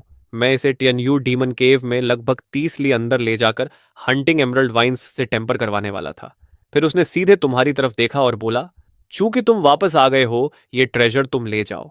जितना गहरा जा सको उतना अंदर जाओ और कम से कम 1 घंटे तक वहीं रहो। अगर हो सके तो तब तक रुको जब तक इसके ऊपर बने पैटर्न्स सुनहरे रंग के ना हो जाए। तुमने बिना किसी झिझक के तुरंत मान लिया, क्योंकि तुम्हारी वर्तमान ताकत के लिए यह तो बच्चों का खेल था। लेकिन जैसे ही तुम उस धातु को लेने के लिए हाथ बढ़ाने लगे, लियू शिवेई ने अचानक हाथ पीछे खींच लिया और बोला, रुको, तुमने जो दूसरी शर्त पहले रखी थी उसमें एक समस्या है। उस टाइम स्पीड ग्राइंडिंग फ्लो को एक्टिवेट करने में काफी रिसोर्सेज लगते हैं। क्या तुम सच में उम्मीद करते हो कि हमारी मोलियो एकेडमी ही उसका खर्च उठाए?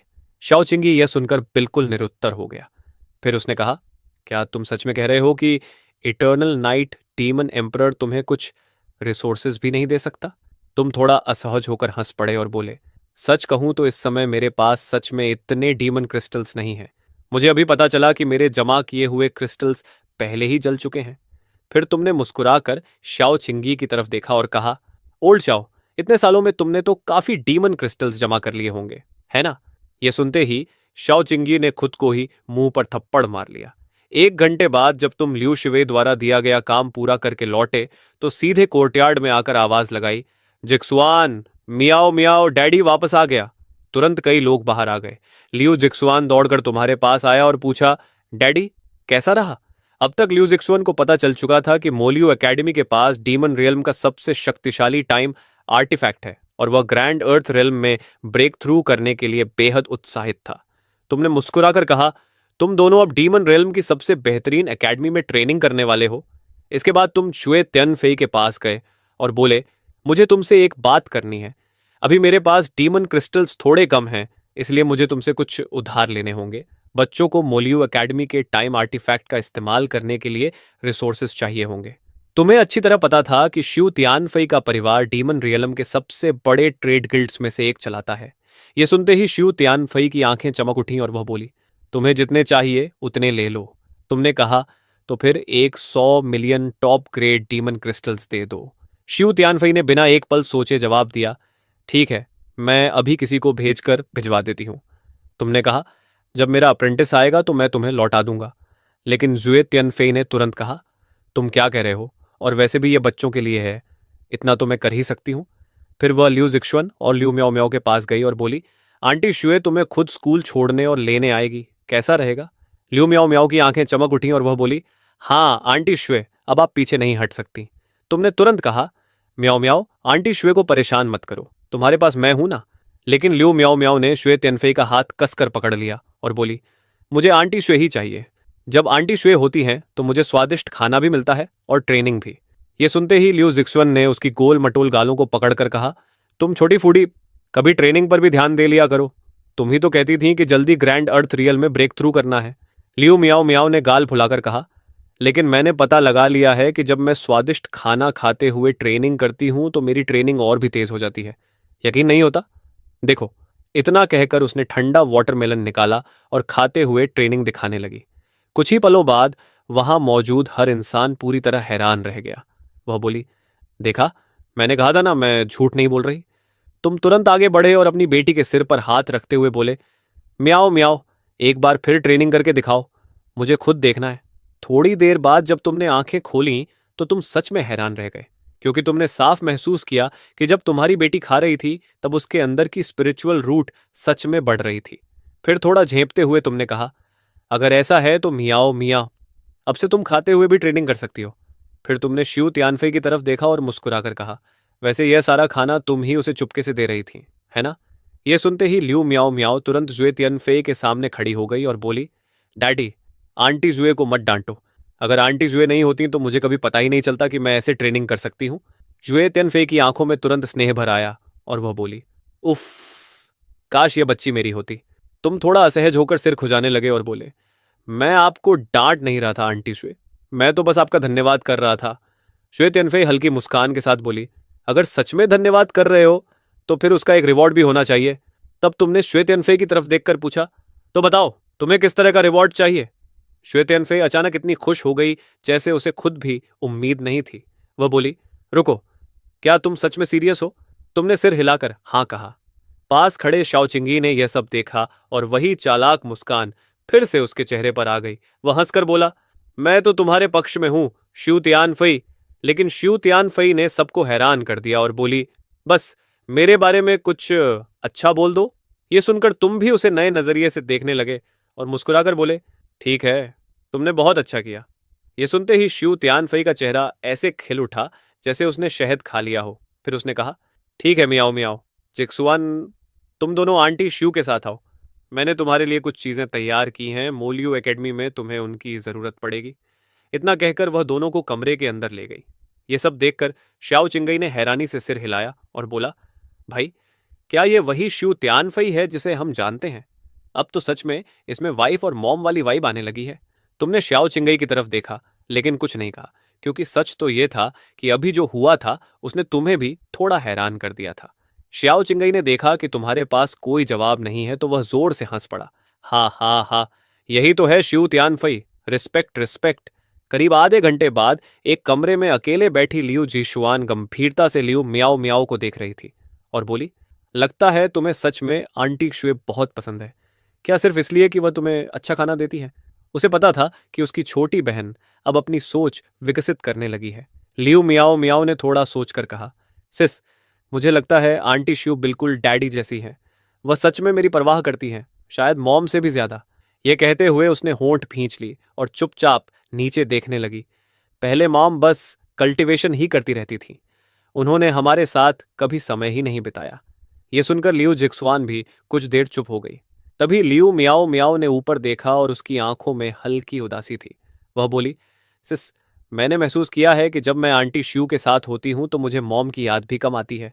यह सुनकर लियू जिक्सवन ने देखा कि उसकी छोटी बहन रोने वाली है तो उसने उसे कसकर गले लगा लिया और बोली, तो फिर हम आंटी शुए के साथ अच्छा रिश्ता बनाएंगे और मॉम के बारे में ज्यादा नहीं सोचेंगे। अगली सुबह जब तुम अपनी बेटियों को लेकर ल्यूमो एकेडमी जाने की तैयारी कर रहे थे, तभी तुम्हारी नजर सन मिंजी पर पड़ी और तुमने पूछा, तुम भी चल रही हो? सन मिंजी की आंखें हैरानी से फैल गईं और वह बोली, क्या मुझे भी जाने की इजाजत है? तुमने शांत स्वर में कहा, मैं ल्यूमो एकेडमी के हेडमास्टर से कह दूंगा कि मैं अपनी बेटियों को वहां दाखिल करा रहा हूं। तुम बस मेरी एक बेटी बनकर चलना ताकि तुम भी वहां के टाइम एक्सिलरेटिंग ट्रेजर का इस्तेमाल करके कल्चरेशन कर सको। सन मिंजी घबरा गई और बोली, क्या यह सच में ठीक है? मैं तो कोई खास नहीं हूं, मेरे पास देने के लिए कुछ भी नहीं है। लेकिन उसके बोलने से पहले ही तुमने बात काट दी। फैसला हो चुका है, तुम जिक्सुआन के साथ रहोगी और तुम दोनों एक दूसरे का ख्याल रखोगी। सन मिंजी को यकीन ही नहीं हुआ कि उसे ऐसा मौका मिलेगा। उसने तुरंत झुककर 90 डिग्री का प्रणाम किया और बोली, बहुत धन्यवाद सीनियर। उसी समय लियू यूनई भी पास आ गई और बोली, ब्रदर इन लॉ, मेरे मास्टर, और मैंने वह टेलीपोर्टेशन अरे बना लिया है जिसकी आपको जरूरत थी। क्या आज ही उसे दोनों जगह सेट कर दें? तुमने कहा, हाँ। तभी तुम्हें अचानक एक ख्याल आया और तुम बोले, ओ हाँ यूनी, अगर तुम चाहो तो तुम भी मेरी बेटी बनकर ल्यूमो एकेडमी में दाखिला ले सकती हो। इस पहचान के साथ तुम भी वहां के टाइम ट्रेजर का इस्तेमाल कर सकोगी और जल्दी ब्रेक थ्रू कर पाओगी। यह सुनकर लियो यूनई का चेहरा लाल हो गया और वह बोली, यह तो ठीक नहीं लगता। मेरी उम्र में क्या मैं सच में आपकी बेटी बनकर दिख सकती हूँ? यह सुनकर श्याओ चिंगई जोर से हंस पड़ा और बोला, तुम्हारी बेशर्मी अब मेरी बराबरी करने लगी है। मैं अभी से सोच सकता हूं कि जब वह बूढ़ा तुम्हें इतनी सारी बेटियों के साथ देखेगा तो उसका चेहरा कैसा होगा। तुमने श्याओ चिंगई को घूरकर देखा और बोले, मैंने सिर्फ इतना कहा था कि मैं अपनी बेटियों को दाखिल करा रहा हूं, मैंने ये नहीं कहा कि कितनी बेटियां हैं। श्याओ चिंगई कुछ बोलना चाहता था लेकिन अब देर हो चुकी थी। उधर लियू यूनई अभी भी झिझक रही थी। तब उसके मास्टर ने उसे समझाते हुए कहा, चलो डिसाइपल, मान जाओ, 1:300 का टाइम रेशियो है। तुम्हारे मास्टर को भी ऐसा मौका मिल जाए तो वह मना नहीं करेंगे। तुमने मजाक में कहा, अगर तुम्हें शर्म नहीं आती तो तुम भी मेरी बेटी बन सकती हो। लू दानहोंग तुरंत बोली, नहीं नहीं, मैं इस नाटक में नहीं पढ़ने वाली। थोड़ी देर बाद लियू यूनई ने दांत भींचे और फैसला कर लिया, ठीक है, मैं कोशिश करूंगी। ज्यादा देर नहीं लगी और पूरा समूह ल्यूमो एकेडमी पहुंच गया। लियू शिवे खुद बाहर आकर उन्हें लेने आया, लेकिन जैसे ही उसने तुम्हारे पीछे खड़ी इतनी सारी महिलाओं को देखा, वह तुरंत भौहें सिकोड़कर बोला, ये सब? तुमने शिव तियानफई को छोड़कर बाकी सबकी तरफ इशारा करते हुए कहा, ये सब मेरी बेटियां हैं। कल रात जो समझौता हुआ था उसी के अनुसार इन सबका रजिस्ट्रेशन करा दो। यह सुनकर लियू शिवेई का जबड़ा लगभग जमीन पर गिरने वाला था। तुमने उसके कंधे पर हाथ रखा और हंसकर कहा, इतना हैरान मत हो, ये सब मेरी बेटियां ही हैं। लियू शिवेई लगभग 2.5 मिनट तक चुप खड़ा रहा, फिर बोला, तुम मुझे बहुत मुश्किल में डाल रहे हो। कल रात मुझे लगा था तुम्हारी सिर्फ एक बेटी है। तुमने उसकी तरफ देखकर कहा, क्या अब तुम अपनी बात से मुकरने का सोच रहे हो? लियू शिवेई के होंठ फड़क गए, क्योंकि गलती उसकी थी और ऊपर से शाओ चिंगी भी वहीं खड़ा था। शाओ चिंगी तुरंत समझ गया कि बूढ़ा किस बात से डर रहा है और बोला, ओल्ड लियू, मुझे पता है तुम्हें अपनी रेप्यूटेशन की चिंता है, लेकिन मेरे पास एक ऐसा तरीका है जिससे सबकी समस्या हल हो सकती है। सुनना चाहोगे? लियू शिवेई तुरंत चौकन्ना हो गया। शाओ चिंगई बोला, दूसरों को परेशानी में डालना खुद परेशानी में पड़ने से बेहतर है। यह सुनते ही लियू शिवेई के दिमाग में जैसे अचानक एक रास्ता खुल गया। उसने तुरंत फैसला बदल दिया और बोला, इसमें कोई समस्या नहीं है। वाइस हेडमास्टर लियू चिंगशू के पास जाओ, वह सारी प्रक्रिया पूरी कर देगा। जैसे ही तुम लोग वहां से गए, उसने तुरंत लियू चिंगशू को मैसेज भेज दिया और सारा काम उसके सिर डाल दिया। उसका बूढ़ा चेहरा थोड़ा लाल हो गया और वह बुदबुदाया, हम कभी नहीं सोचा था कि मैं भी ऐसा करूंगा, लेकिन सच कहूं तो यह काफी अच्छा लगा। दूसरी तरफ लियू चिंगशू ने जब यह आदेश सुना तो उसका चेहरा काला पड़ गया, लेकिन जैसे ही उसने तुम्हें अपने पूरे समूह के साथ आते देखा, उसका रवैया तुरंत बदल गया और वह मुस्कुराकर बोला, आप आ गए।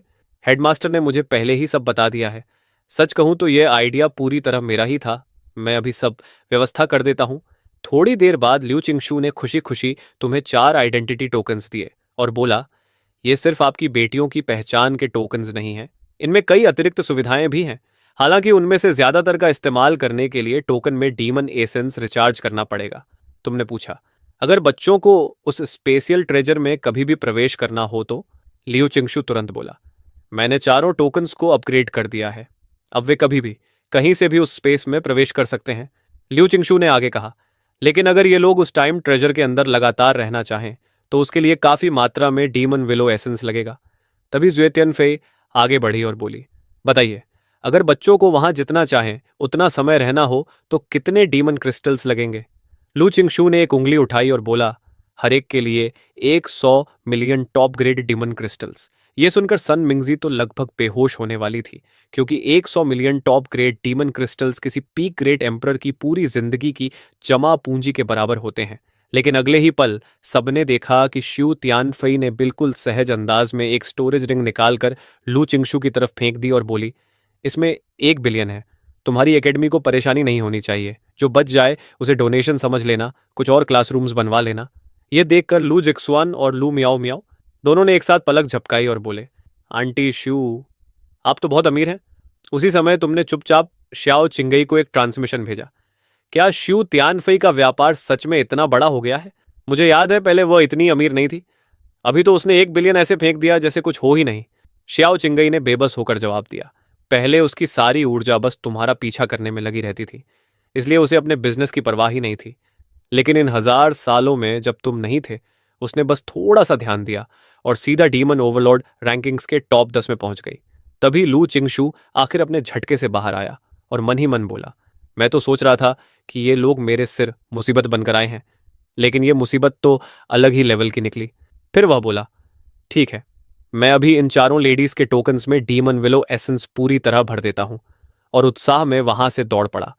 तुमने शिव तियानफई की तरफ देखा और सच में भावुक होकर कहा, तुम्हें इतना करने की जरूरत नहीं थी। शिव तियानफई के चेहरे पर एक गर्मजोशी भरी मुस्कान आ गई और वह बोली, ये तो कुछ भी नहीं है। अगर आगे कभी तुम्हें और डीमन क्रिस्टल्स चाहिए हो, बस बता देना। जितने भी चाहिए मैं इंतजाम कर दूंगी। तुम्हारे मन में भावनाएं थोड़ी उलझ गईं, क्योंकि ऐसा लग रहा था कि शायद तुम इतने समय से शू तियानफई के साथ कुछ ज्यादा ही सख्त रहे थे। तभी श्याओ चिंगई की आवाज फिर तुम्हारे दिमाग में गूंजी। देखा, लोगों को पहचानने में मेरी नजर कभी गलत नहीं होती। शू तियानफई असल में बहुत अच्छी इंसान है। इस बार तुमने कोई जवाब नहीं दिया और शाओ चिंगी को महसूस हो गया कि तुम धीरे धीरे जुए तियानफई के लिए नरम पड़ रहे हो।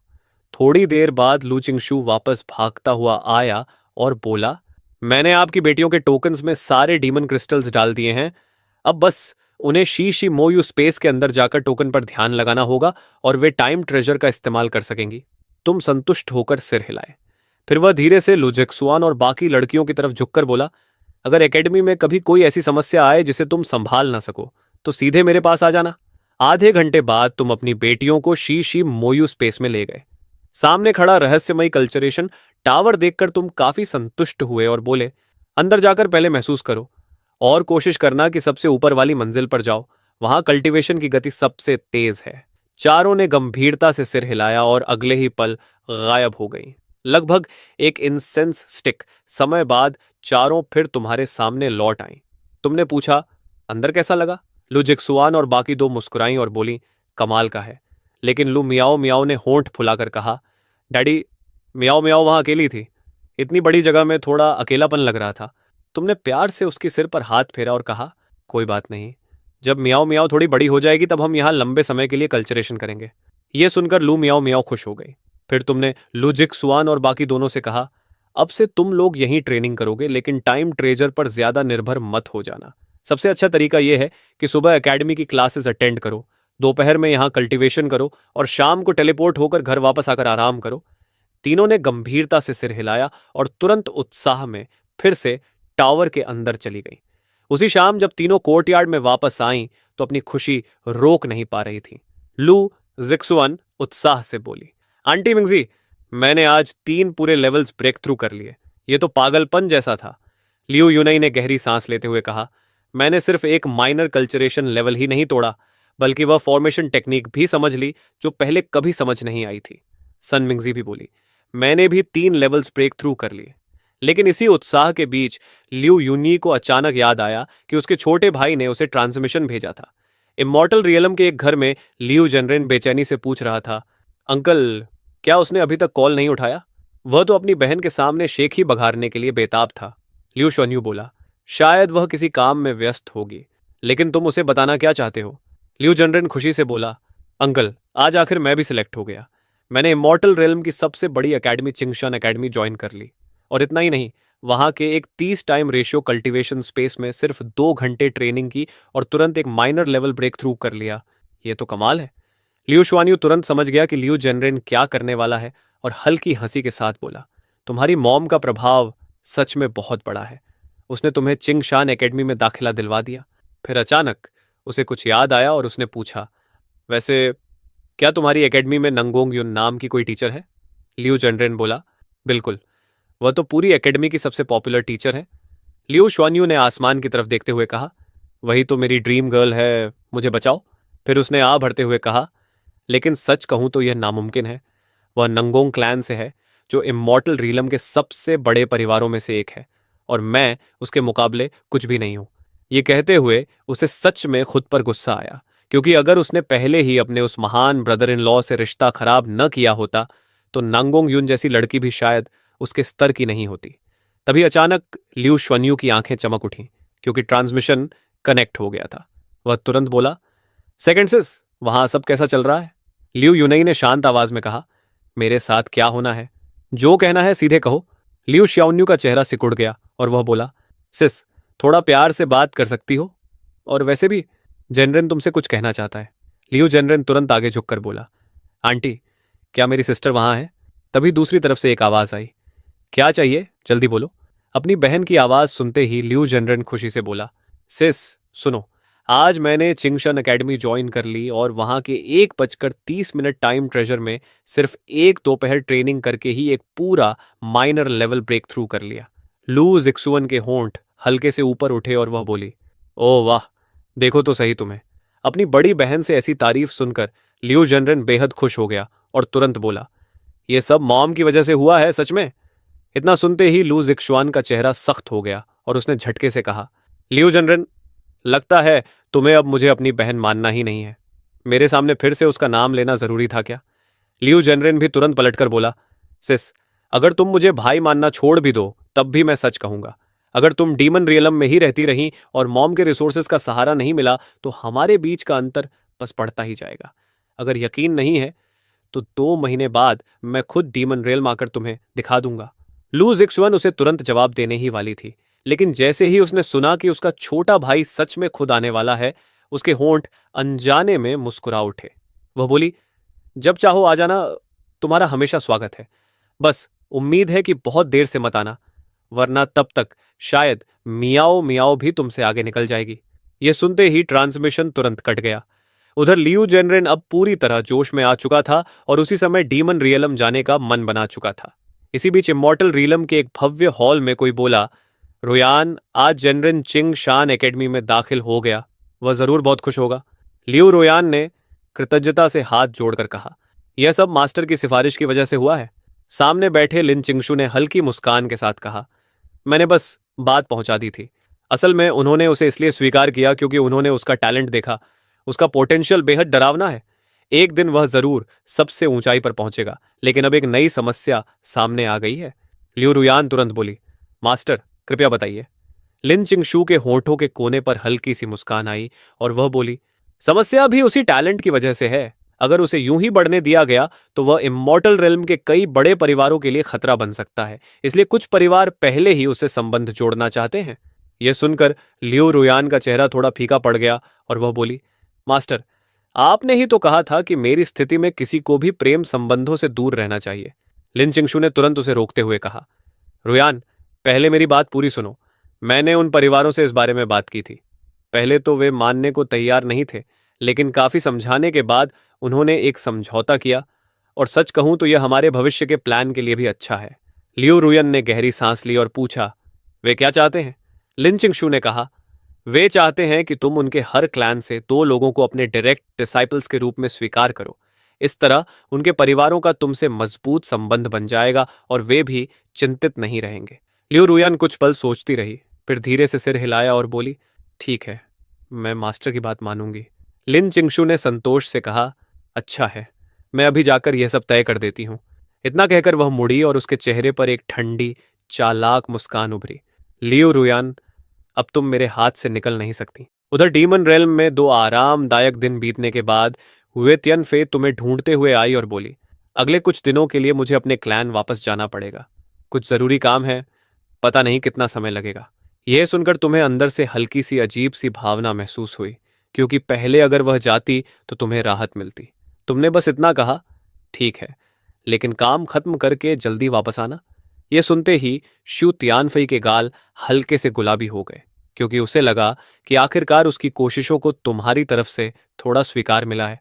फिर तुमने कहा, और जाने से पहले मियाओ मियाओ से जरूर मिल लेना। इन दिनों जब वह घर लौटती है तो सबसे पहले तुम्हें ढूंढती है, मुझे नहीं।